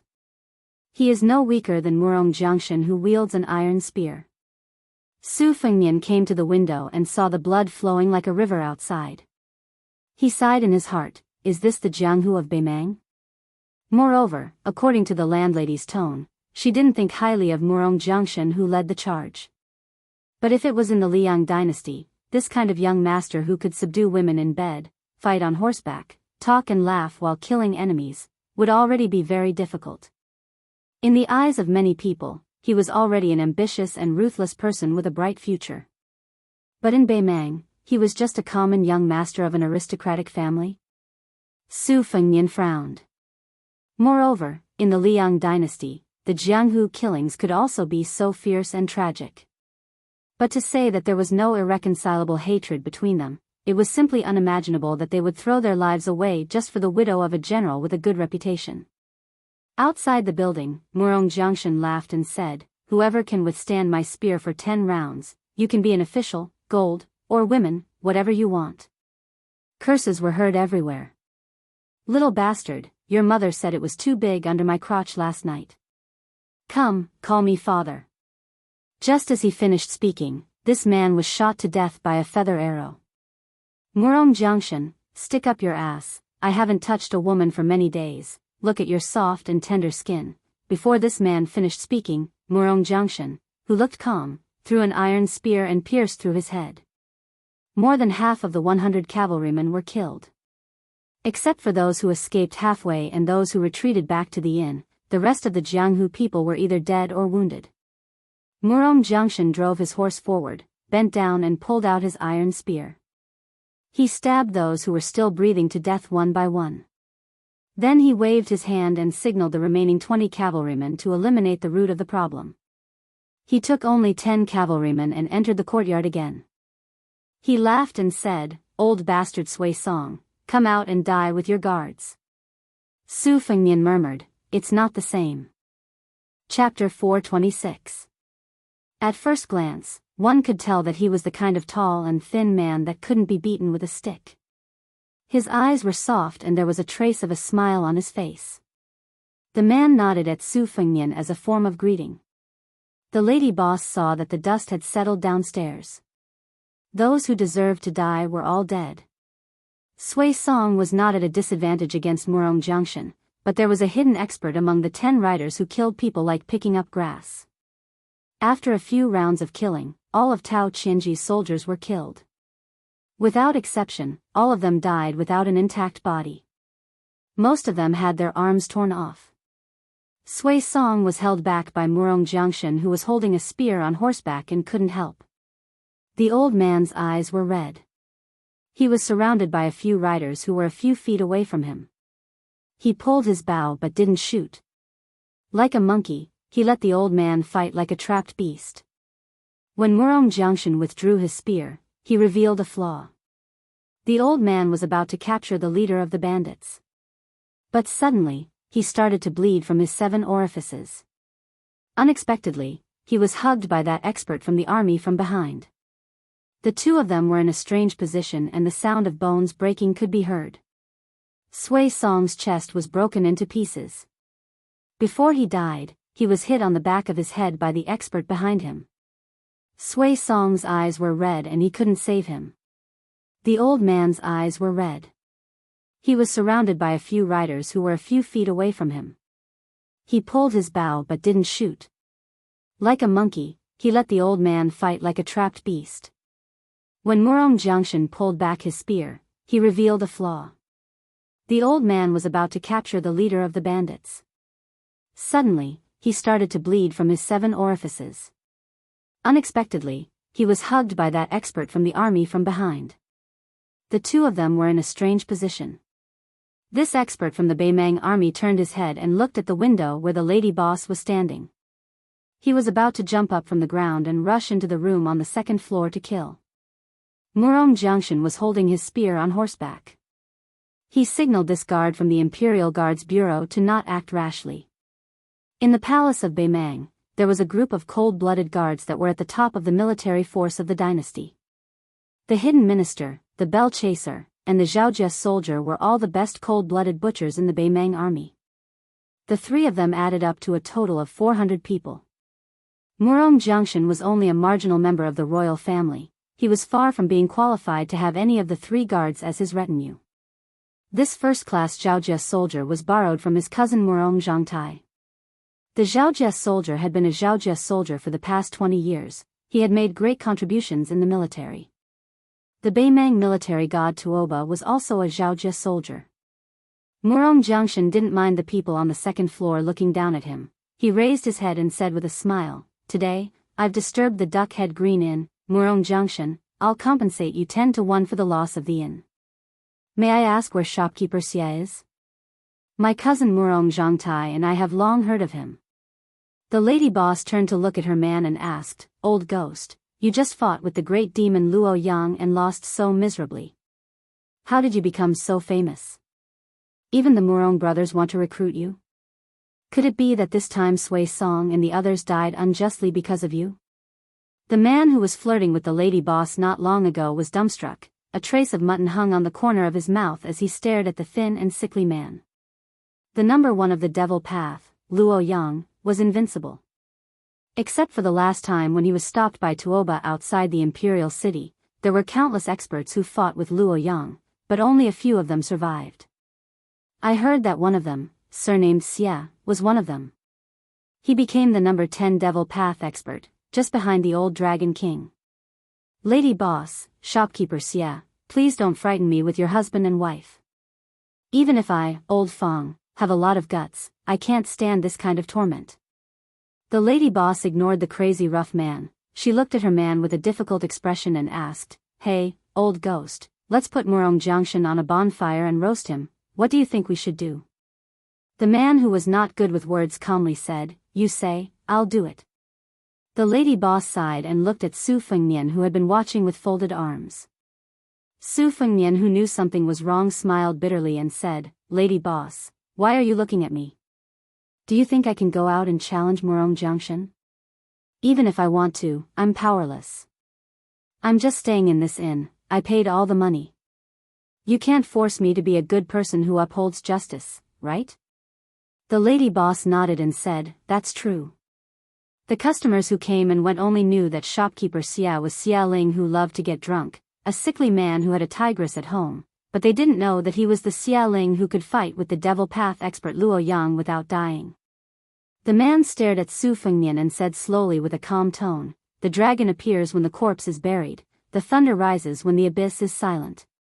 Young master's cultivation is amazing, your body is weak, it's obviously a Taoist's great ability to rejuvenate. If you're not a disciple of the state preceptor Qilin Immortal, I can't think of anyone who can have such a magical ability at such a young age. But the Duck Head Green Inn has never broken the rules. If young master doesn't want to do it, Xia Ling will have to force young master to do it for the sake of the rules set by his wife.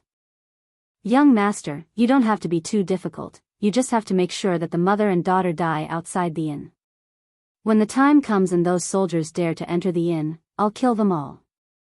The lady boss's face was full of guilt. She smiled and said, "Young master, please don't blame him, my husband is not very reasonable.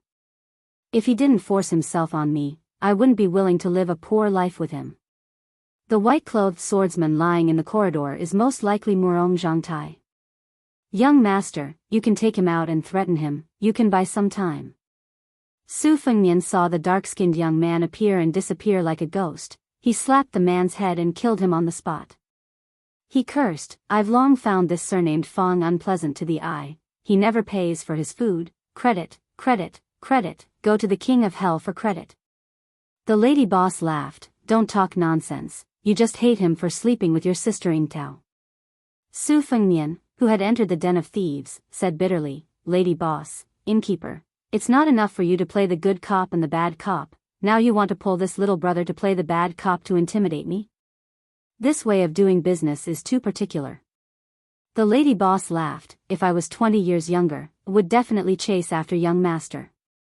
The waiter stared, "You poor swordsman, don't talk nonsense, otherwise I'll smash you to death with a stool.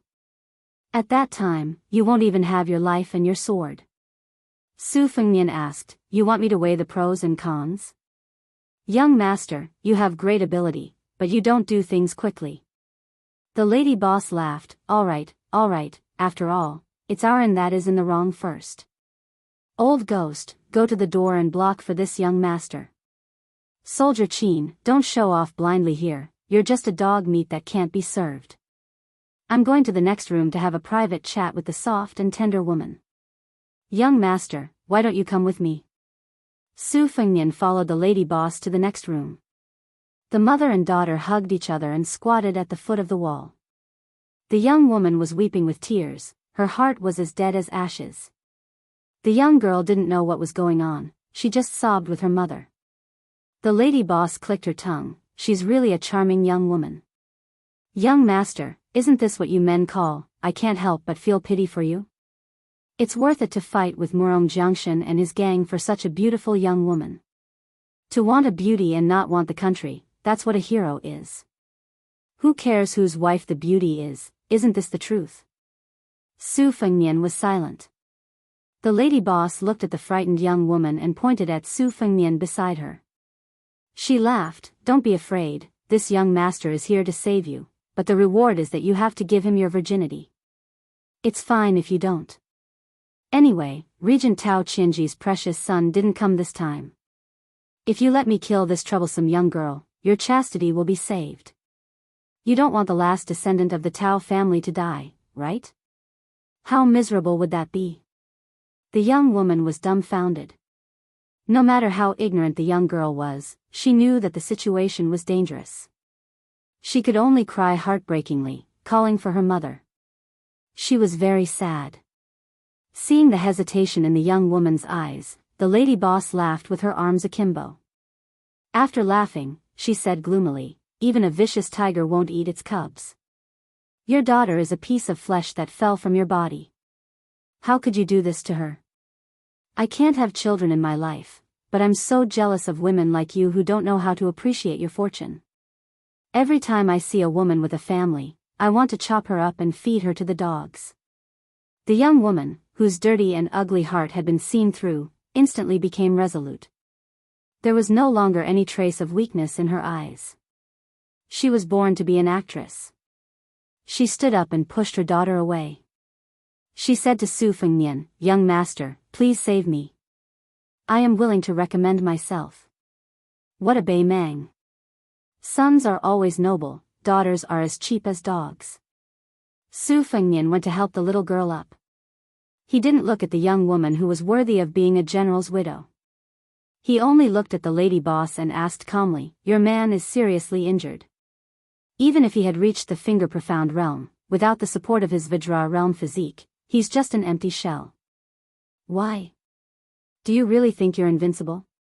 The lady boss was stunned as if she had heard a big joke. Young master, young master. Even if my man fell to the bottom of the first-grade realm as you said, a starving camel is still bigger than a horse. It's true that he's not invincible. But do you really think you're a dragon crossing the river? I'm a woman who's kind enough to warm your bed. Don't take my kindness for granted. Young man, if you're at the Vajra realm, I'll wash myself clean and stick out my butt for you to poke, okay? But do you have it? If you're not at the Vajra realm, you're just like an ant in my man's eyes. I just praised you casually, and you're so arrogant that you can't tell north from south? I'll give you one last chance.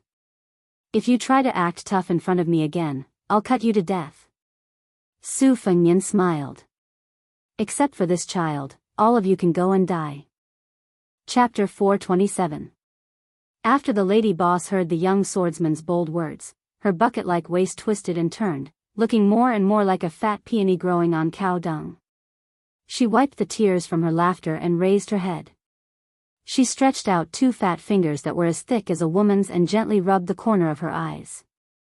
She said, young master, are you joking with me? Oh, you can't laugh anymore.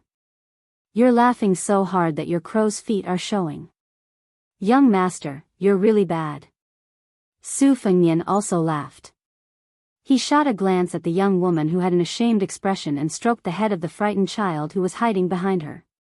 He asked, Lady Boss, was it your man who had long planned to use me as a scapegoat and present me to the Murong brothers with both hands? The Lady Boss was thick-hearted and did not bother to hide it. She nodded and said with a smile, my man still has this bit of eyesight. Otherwise, how could he have found me in a field of flowers? I know young master's skill is neither high nor low. If you die and this fox-like troublemaker is sent out, it's good to settle things peacefully. As for the fate of the mother and daughter, Aaron can't control it. If you want to blame someone, you can only blame the little girl for finding a man with bad luck. Then it's young master's bad luck. If it was in the past, as long as you brought enough money, you would have enough wine, meat, and girls. Su Fengnian smiled and asked, with the innkeeper's skill, you'll be a distinguished guest wherever you go. Why don't you just fall in love with the Murong brothers who came prepared? Or do you think the bowl of the Murong family is too small and not enough to satisfy your appetite? The lady boss continued to rub the corner of her eyes and carefully smoothed out the crow's feet. She said unhappily, the Murong family is indeed the biggest pot in the world. Unfortunately, Murong Zhangtai and Murong Jiangshan are only small broken bowls. They can be used to send beggars, but to send my man, they're far from enough. If the Orange Province's disciplinary magistrate Murong Baoding personally comes to visit, then it'll be fine. Su Fengnian nodded and said, I understand. The lady boss and her husband are waiting for the best price. They are indeed shrewd businessmen. The lady boss pretended to be surprised and said, Young master, why did you vow to kill everyone? Why did you stop after just saying that? As a man, you can't be like this. Although there are only 3 women in the room, all of them will look down on you. Qin Wuzhu learned a move from this old lady's man and knocked Murong Zhangtai unconscious. This old lady hasn't been idle all these years. Why don't I have a match with Gongzi? If Gongzi wins, then I'll go out and fight Murong Jiangshan. Don't worry, many people from Green Duck Head have died this time. Even if there aren't enough coffins, I'll definitely leave a superior Liuzhou cypress coffin for young master. However, young master's sweetheart may have to be borrowed. My husband has been waiting for you for several years, but he really hasn't encountered such a tempting delicacy like young master. To be honest, even if you are really the great disciple of immortal Qilin, I will still help him to cut you out. At worst, I will give up the inn. After revealing the secret at the bottom of her heart, the proprietress smiles gloomily when she reaches the happy part. She is waiting for the young man to show panic, but she is the first to open her eyes wide and say in a trembling voice, Flying sword? The tall and thin shopkeeper Xia carried the unconscious Murong Zhangtai down the stairs. To show his sincerity, Murong Jiangshan only brought the guard of the imperial tent into the inn. When he saw the 10th person of the evil path, he even threw away his prestigious status and bowed deeply. Xia Ling put Murong Zhangtai on a wine table, not feeling flattered at all. After fighting with the number 1 person of the evil path, Luo Yang, although Xia Ling was severely injured, his reputation in Beimang's Jianghu rose. Everyone thought that it was an honorable defeat. However, Xia Ling knew that it was not easy. After concealing his identity for more than 20 years, he obtained a secret manual by chance. He thought that even if he couldn't be evenly matched with Luo Yang who attacked the imperial city, he wouldn't be defeated so badly. However, when he really fought against that martial arts giant who didn't leave anyone alive, Xia Ling realized that he was wrong. The only reason he survived was that the devil showed mercy. The arrogant Xia Ling wanted to use this battle to become famous and enter the military of Beimang. He wanted to walk the path that was proven to be correct by Tuoba. Now that he was disheartened and his cultivation was greatly damaged, he no longer coveted fame and fortune. Instead, he drank all year round to drown his sorrows. It was said that the super experts of Beimang's Jianghu had all become peerless devils. The first-class experts went to the military to make a name for themselves. The second-class experts lived like princes in the Jianghu and abused their power. The third-class experts and those who didn't enter the Jianghu had to struggle in the muddy pond. Xia Ling's strength had been greatly damaged, but his mentality was still there. Since he knew that the so-called Devil's Path was nothing more than a facade, he didn't want to go to the Beimang army and make a fool of himself. Moreover, from the beginning, his goal had been the 2 capitals' royal courts. What kind of thing did the little Murong clan disciples count for? Did they have the qualifications to order him around? It's just that although he looked down on them, he still had to pay attention to some rules. Jianghu, the military, and the government each minded their own business. If Jianghu people burned, killed, and plundered in Jianghu, the Beimang imperial court would never get involved. But if Xia Ling was in charge of the Duck Head Green Inn, he would suffer a calamity. With Xia Ling overseeing the Duck Head Green Inn, the Duck Head Green Inn would not stop them. But if the Murong brothers wanted to kidnap Tao Qinji's widow, the Duck Head Green Inn would not stop them. But if they wanted to kill two birds with one stone, not only they wanted the young woman's beauty, they also wanted Xia Ling to come out and add flowers to the brocade. It was inconvenient for Xia Ling to make things clear, so he let his wife play the bad guy and pushed the young man with the saber out of the inn and put him to death. It was just to give both sides a way out of the situation. His meaning couldn't be more obvious. You brothers killed people and tore down the inn. I, Xia Ling, took into account that you are a relative of the imperial family and did not pay any attention to you. But the orphan and the widow were taken out of the inn. The inn drew a clear line with you. If you still dare to take an inch and want a mile, before I, Xia Ling, became famous, my hands were actually stained with blood. At the beginning of the secret manual, it was said that in 1 year, one's heart and livers are 100 pairs. In 60 years, one can become an immortal. It wasn't that he deliberately wanted to shock people to death. Chapter 428. There are millions of people in the Beimang Jianghu, and there aren't many who are more worthy of being called a devil than me, Xia Ling. After Murong Jiangshan got the promise from Xia Ling's eyes, he walked to the table that looked like a fat sheep waiting to be slaughtered. He put his hand near Murong Zhangtai's nose and let out a sigh of relief after making sure that he was breathing. If his cousin, whom the family had high hopes for, died here, he would be in deep trouble when he went back. He might even be beaten into a cripple by his tyrannical father. The Murong clan had always worshipped martial arts since ancient times.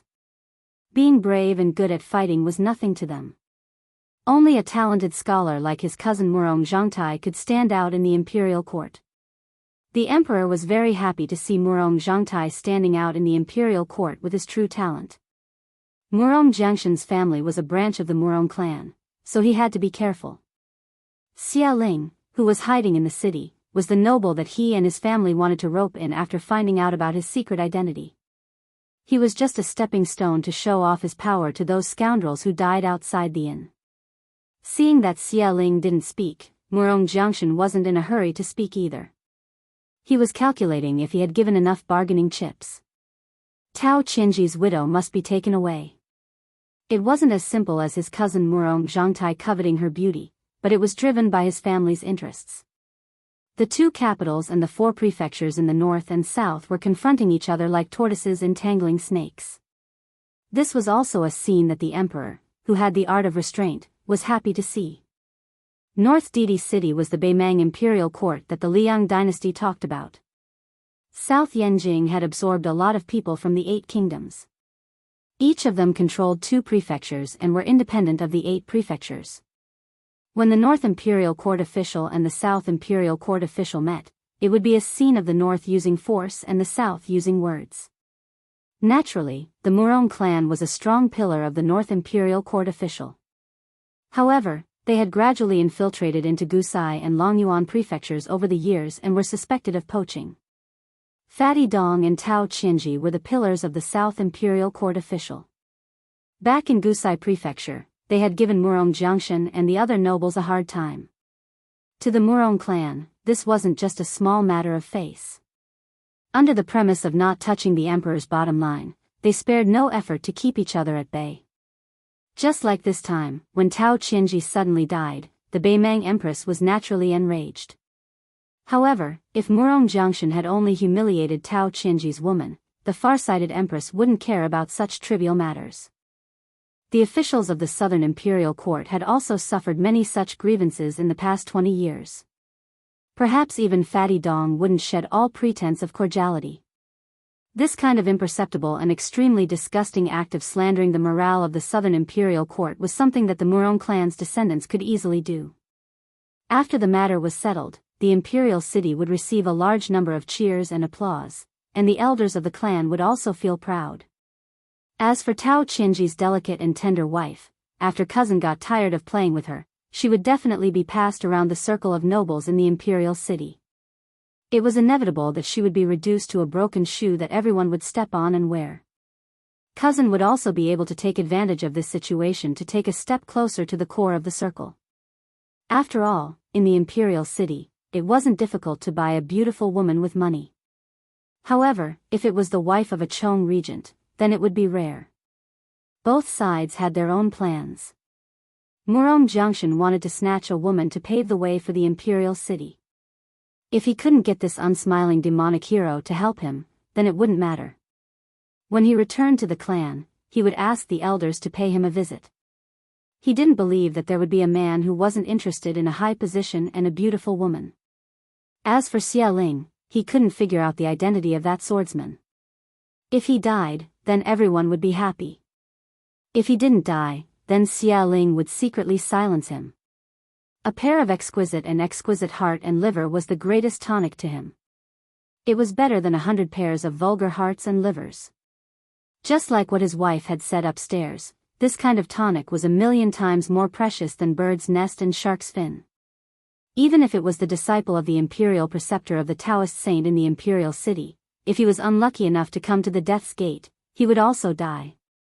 Xia Ling suddenly turned his head and looked towards the stairs on the second floor. His killing intent soared. Murong Jiangshan was also shocked. A young man with a saber was holding 2 heads dripping with blood. Su Fengnian threw out a head first. This head is a gift to the Duck Head Green Inn. Please accept it as a token of my respect. Xia Ling held the head, his eyes were red and he gritted his teeth. Su Fengnian threw the other head to Murong Jiangshan, who had gone through a lot of trouble, and said calmly, "This one is for the Beimang Murong clan, please accept it." Murong Jiangshan didn't take the head and let it roll beside his feet. His face was gloomy and terrifying. The devil Xia Ling hugged the head and put it on his chest. He raised his head and let out an ear-piercing roar. The beams of the room trembled and dust fell. Su Fengnian said calmly, although the 2 women were courting death, the one with the bigger head was the one with the bigger head. But compared to them, their deaths were more aggrieved. They were probably still wondering how they died when I chopped off their heads. As for the one beside Murong Jiangshan's feet, she died in vain. After knowing that even if she walked out of the inn alive, her life would be worse than death, she used her own life to exchange for a life. That's all. What do you want to say? Do you want to die too? Murong Jiangshan didn't even need to give the order, as the bloodthirsty pawn had already leaped into the sky, bent its body and smashed towards the arrogant boy.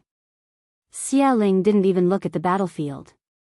His eyes were filled with tears. He lowered his head and kissed his wife's forehead. Then he wiped the tears from her eyes. She once said, "Hey, old ghost, so be it if you lose. It's not shameful to lose to Luoyang.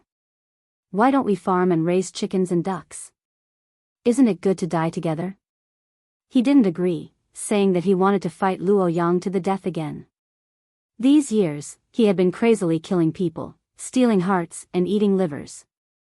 He didn't look like a human anymore, but she never despised him. She thought that she wouldn't be able to defeat Luoyang in this lifetime and would die with everlasting regret. "Why did you die first?" She said that if there really came a day when he was just a hair away from defeating that high and mighty Luoyang, then he would peel open her chest and eat her heart and liver. Xia Ling's tears turned into tears of blood. Chapter 429. The paladin's fists exploded like thunder in front of Su Fengnian's chest. The horse gang leader at the border had used a long time to cut open the mirage with his Xianhua hatchet, but it was unexpectedly broken by this imperial attendant in a flash. He was originally surprised that this young machete man could leak his chi, but he did not expect that he would succeed in one blow. It was just a show. The paladin suddenly stretched his body in the air like an ape's arm and increased his strength to smash Su Fengnian's chest. He was determined to kill this reckless fledgling on the spot. Su Fengnian bent his body like a drawn bow. His head and feet did not move, and he used the depression of his chest and back to resist the tide-like punch. In a flash, his right hand pressed on the paladin's head and was about to smash it. The paladin sensed that something was wrong. This young man was really ruthless. They had just started fighting, and he wanted to destroy both jade and common stone. He used the method of killing 1,000 enemies at the cost of 800 of his own men. The paladin retracted his head and leaned back. He kicked out with both legs, but they were blocked by Su Fengnian's left arm. The paladin took advantage of the momentum to bounce back. His body stuck to the wall, and his hands hooked into the wooden planks like claws. When he was about to make a second counterattack, he felt a sharp pain in his heart. He looked down and was shocked. His heart had been pierced by a sharp hidden weapon. This young man clearly did not pull out his saber. The paladin did not realize it at the first moment because Su Fengnian's trick was really insidious and unheard of. First, he put on a fledgling posture to fight the paladin's fists and feet, and then he took out the sharpest and smallest of the 12 flying swords, the swan and quietly placed it 1 foot behind the paladin. The sword was sparkling and translucent, and its murderous aura was restrained to the extreme. If the Xian Lei was said to be full of murderous aura after it was forged, like a swordsman who killed people from 1,000 miles away, the longest flying sword, the Tai Yi, was like a bull carrying a cauldron. The swan was too unremarkable. It was as simple as a baby. Even if it was placed in front of the eyes, if ordinary people did not pay attention, they could only see a blurry mirror image, like a small piece of rippling water. When the paladin missed its attack and retreated, Su Fengnian only needed to slightly shift the Tai Yi's position and aim it at the paladin's heart. As if the paladin was seeking its own death, the paladin's heart was pierced by the Tai Yi without any suspense. Unless one had an invincible body, it would be difficult to escape death. When experts fought to the death, how could it be as poetic and picturesque as described by the storytellers and the chronicles of wandering heroes? It had always been about who was superior and who was inferior. If they were not evenly matched, who would be willing to fight for 300 rounds? Murong Jiangshan, who was watching the battle, did not even know what had happened. In his eyes, the invincible paladin in the battlefield died an unnatural death as soon as it retreated. Its corpse fell to the bottom of the stairs, covering its chest that was bleeding like a fountain. The chi of the swan flying sword remained in its body, hindering the paladin's futile attempt to recover its chi. It could be said that after the swan cut, although it only created a narrow gap, it was like the end of the world, separated by yin and yang. This was also the meaning of the flying sword's name Swan Murong Jiangshan did not know what had happened, but when he saw the head of Tao Qianji's widow, his anger was mixed with a hint of fear.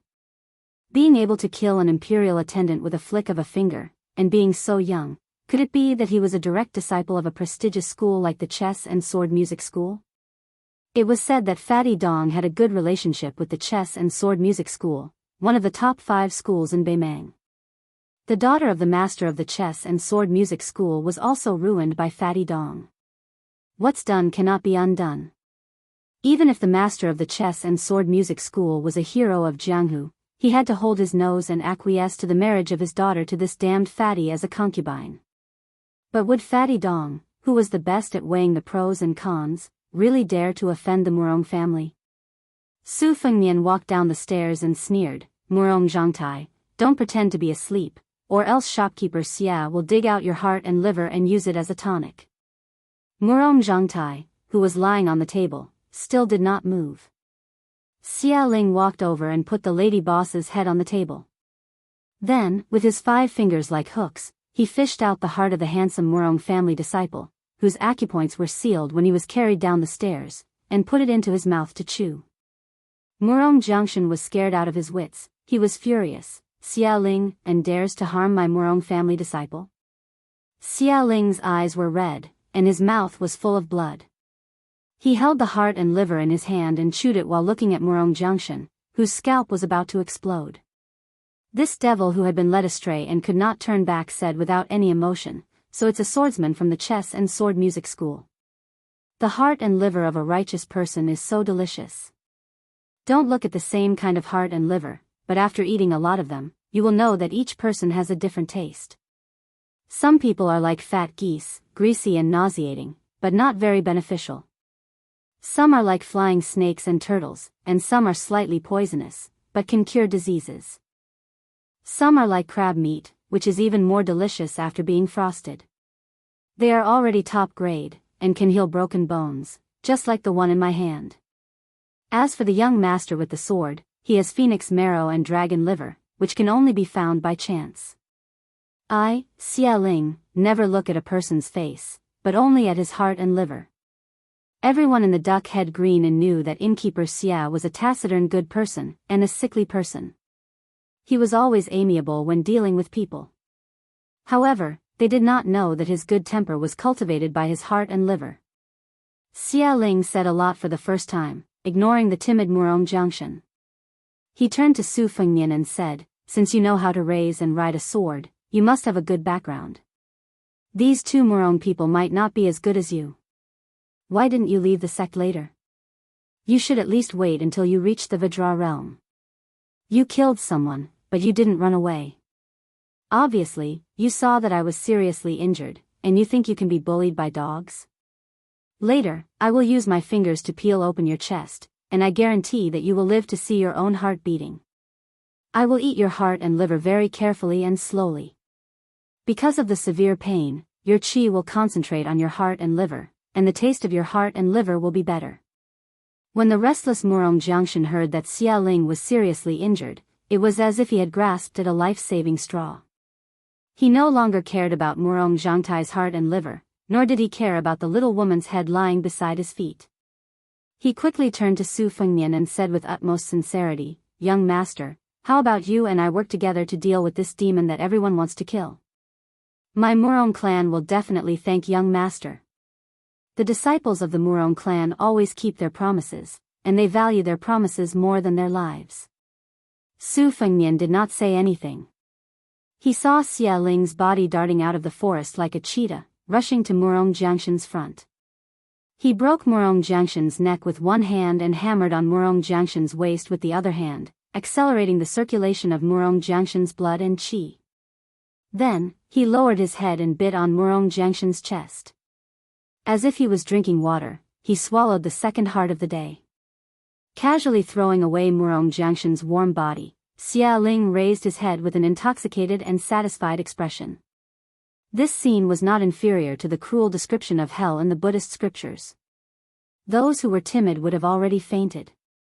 Xia Ling's pair of creepy blood-red eyes made people not dare to look into his eyes.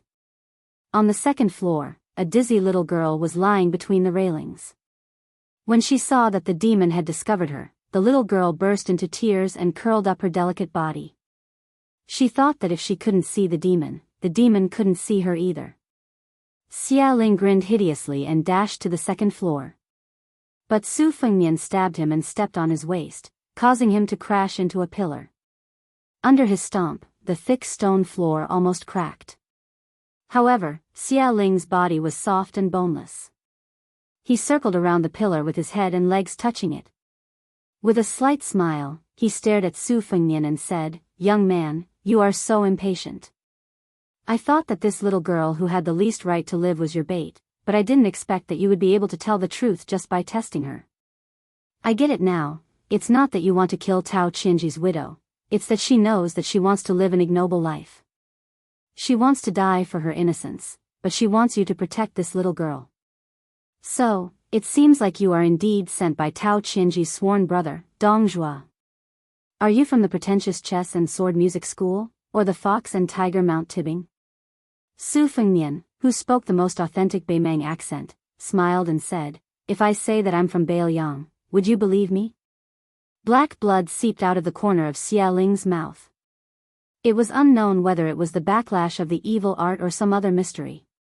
He said calmly, "Even if you say that you are the prince of the Liang dynasty, I would believe you." Xia Ling's body slithered like a ghost.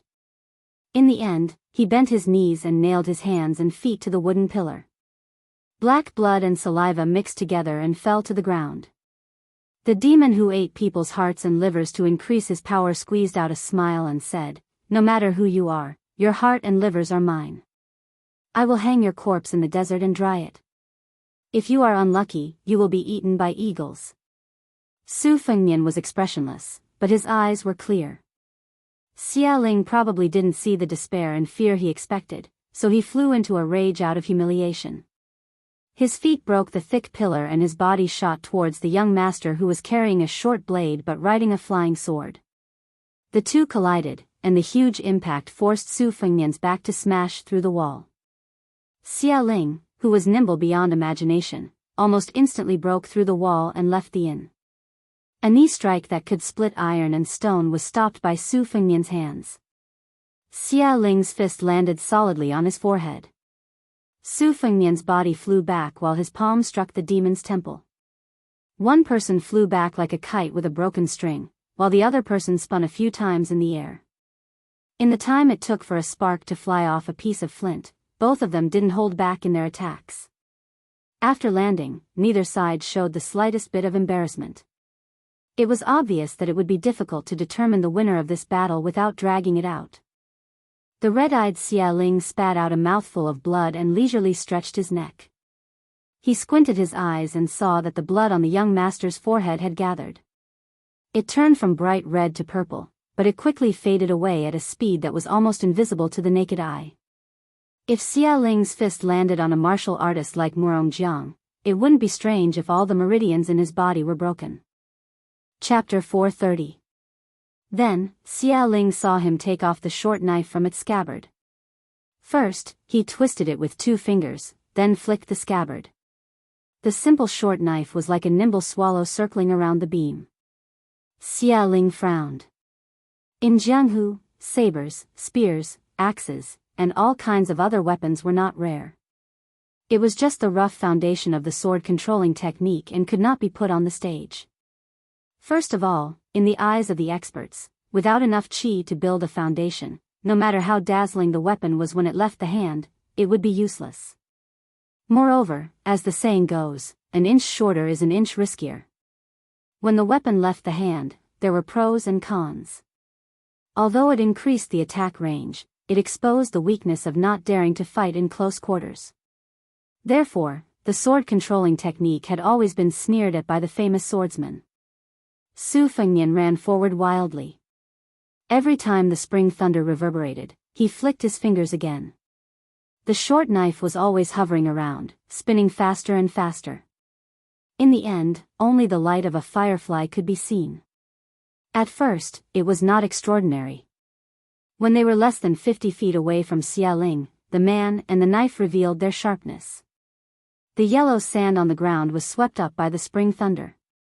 When they were 3 feet apart, Xia Ling reached out his hand to grab the scabbard, but he did not manage to grab it. Instead, he exerted force with his 5 fingers, twisting away the hidden qi.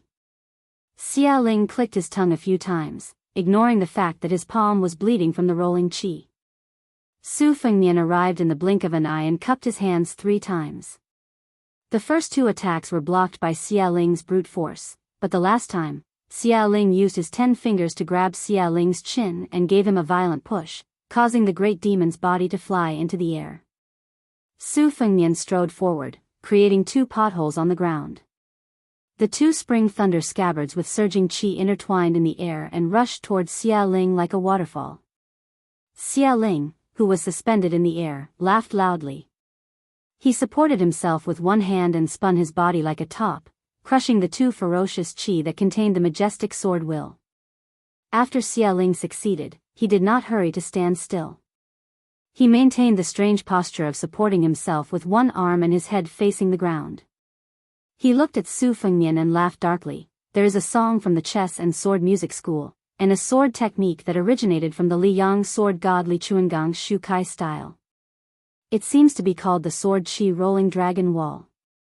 What is your relationship with this outstanding disciple of the headmaster's sword qi? The 9 cavalrymen finally couldn't hold themselves back and broke into the inn. When they saw their 2 masters had their hearts dug out like peeling oranges, and the gatekeeper dead at the bottom of the stairs, they were shocked beyond words. Although they were the Murong family's personal guards and didn't need to care about the iron law of Bei Mang's army, the death of Murong Zhangtai and Murong Jiangshan meant that the country had its own laws, and the family had its own rules.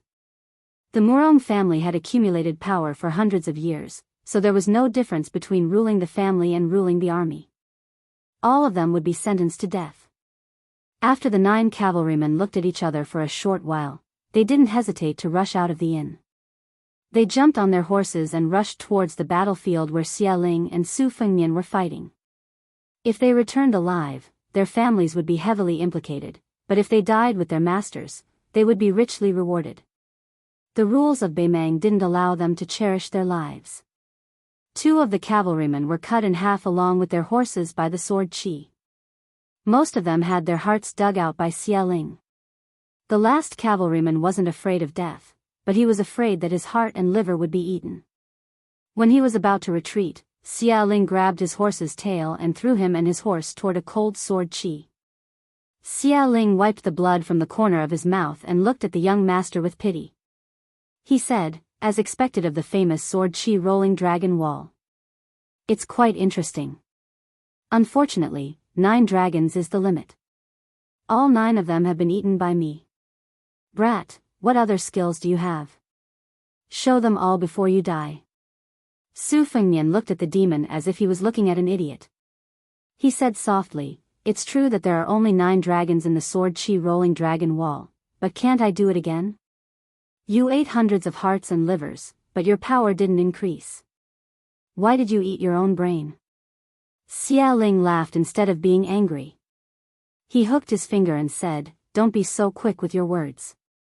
The sword Qi rolling dragon wall is one of the few top sword moves that can integrate sword intent and sword moves. But it also depends on who is using it. Brat, you are still inexperienced. If you don't believe me, you can try it again.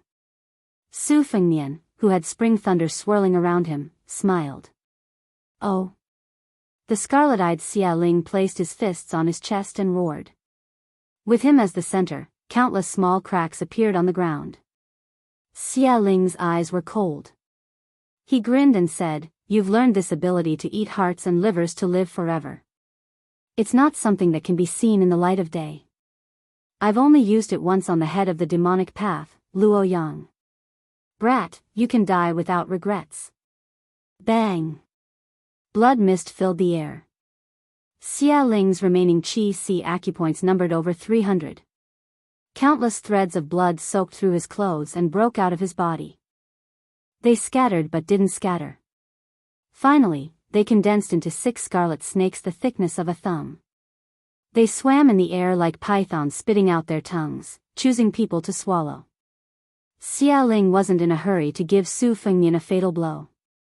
Instead, he continuously stepped on the corpses outside the inn. Every time blood splattered, the 6 snakes would gather together. The snakes gradually grew from the thickness of a thumb to the size of a woman's wrist. When Xia Ling stood on a badly mutilated corpse of a cavalry, the great demon with 6 red snakes coiled around his body spread out his arms. He bent his knees slightly and let out a roar towards the sky. It contained endless grief and hatred. Luo Yang. In Xia Ling's life, in order to reach the peak of the martial path, he didn't hesitate to walk on this narrow path that everyone despised. He had originally vaguely seen the hope of going to the top of the mountain to look at the magnificent world, but he was forcefully knocked down from the finger-profound realm by Luo Yang, who was 100 times more powerful than him. Luo Yang was so high and mighty. Xia Ling hated Luo Yang to the bone. He hated this idiot who said that he was delusional and wanted to devour an elephant.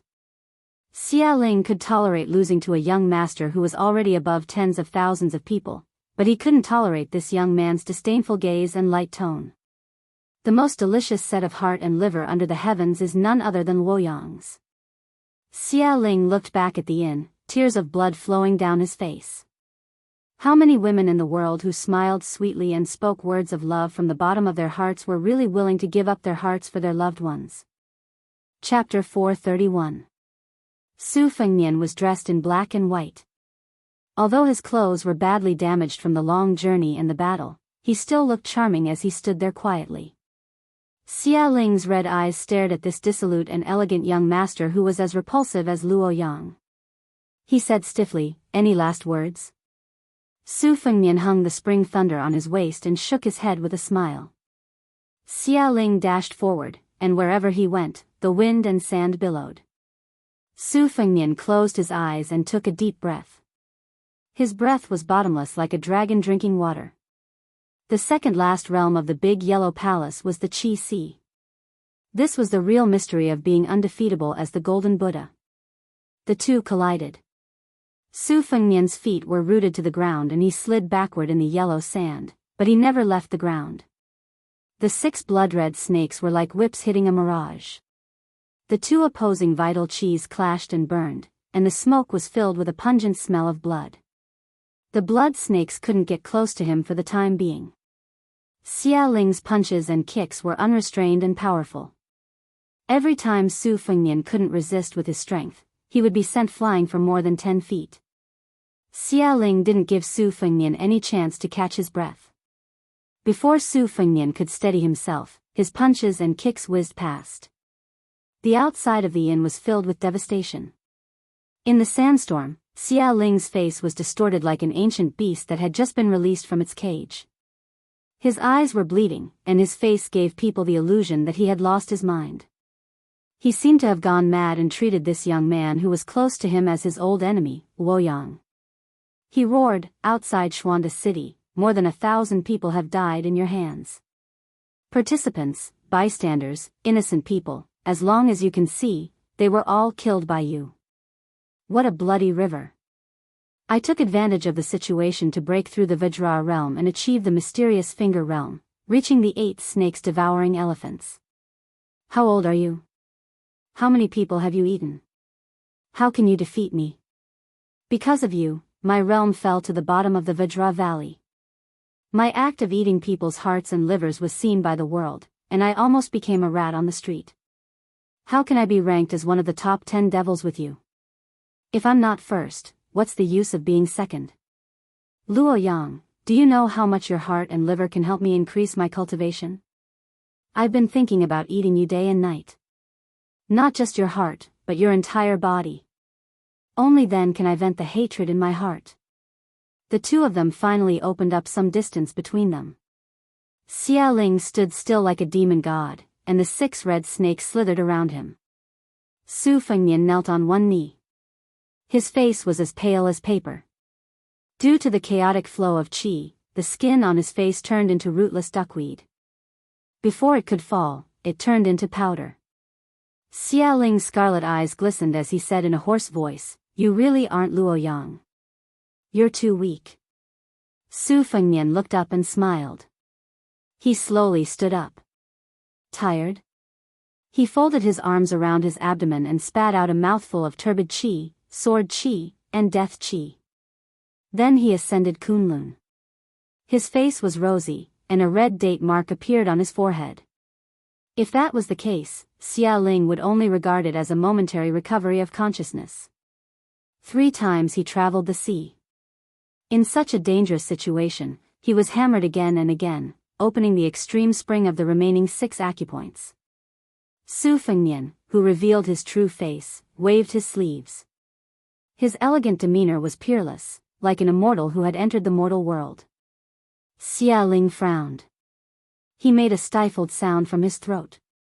It was like a blunt knife grinding a stone, but also like a mouse gnawing on a corpse. It was extremely unpleasant to hear. Su Fengnian said calmly, "I've heard of the demonic cult serpent swallowing an elephant. The Tide Listening Pavilion has a copy of half of it. It said that if you eat the heart and liver often, you can achieve immortality. However, you've cultivated for many years. You should know that the repercussions are endless. Do you really believe that the guy who gave you this tattered secret manual had good intentions? Are you sure you weren't cheated by the peddlers selling dog skin plasters by the roadside?" Xia Ling was extremely angry. The 6 blood-red snakes with unparalleled evil aura bared their fangs and brandished their claws. Su Fengnian asked, "Aren't you curious why I don't take out my saber? Do you think that I'm as King crazy as you?" Su Fengnian took out his spring thunder saber and threw it high into the air. Xia Ling was shocked. Su Fengnian was exactly the same as Xia Ling's previous rampage. He used the momentum he accumulated to reach the peak to kill Xia Ling, as if he wanted to destroy both jade and common stone. After reaching the Vajra realm, Xia Ling, who had almost never fought with someone of the same realm, was extremely cautious. His cultivation was profound. In terms of killing methods and strategies, it was actually far less frightening than his eating of the heart and liver. However, this brat was born ferocious. He was only a fledgling in the Vajra realm. Xia Ling didn't believe that he would die here. The imposing young man with the saber suddenly retreated. He didn't care about the stagnation and injury caused by the reverse flow of qi. This young man, who had faced Xia Ling's treacherous technique countless times, appeared to have a firm will. He stared at the direction behind Xia Ling with his eyes wide open. He said in shock, "Luo Yang." Luo Yang. 2 words. Luo Yang, this person, and even this name, had already been engraved in Xia Ling's heart. Xia Ling's thoughts turned. After being stunned for a moment, he laughed wildly. This young man's tricks were extremely laughable. Even if he took 10,000 steps back, so what if he was stabbed by the saber? Looking up, Xia Ling saw the saber user holding the scabbard with both hands and thrusting it down. If Demon Xia had the leisure to take a look around, he would have realized that this stab had created an unusual and terrifying scene. The yellow wind within a radius of a few hundred feet seemed to have stopped in an instant. Much of the flying dust stopped in the air. The stillness and movement caused a sudden disturbance between heaven and earth. Following an invisible arc, all the qi flowing on the ground flowed backward like a boat going against the current and gathered at the tip of the scabbard of the spring thunder saber. Everything happened in an instant. But in an instant, life and death had already happened. Other than Xuanda City, Xia Ling, who felt a calamity for the first time in his life, raised his fists above his head and roared. Other than his voice, blood also gushed out. It was hard to say if it was a saber or a sword. The scabbard of the spring thunder saber stabbed down. Through the 6 coiling blood snakes, through the vigorous astral wind, through his fists, and through the top of Demon Xia Ling's head. The earth-shaking storm exploded and spread to the Duck Head Green Inn. The entire inn, which was sturdy enough to block the storm, shook incessantly. Su Fengnian used the unsheathed spring thunder to nail the great demon's head to the ground. He spat out a mouthful of blood and hurriedly took out a jade-green flying sword bamboo horse from his sleeve. He sat down cross-legged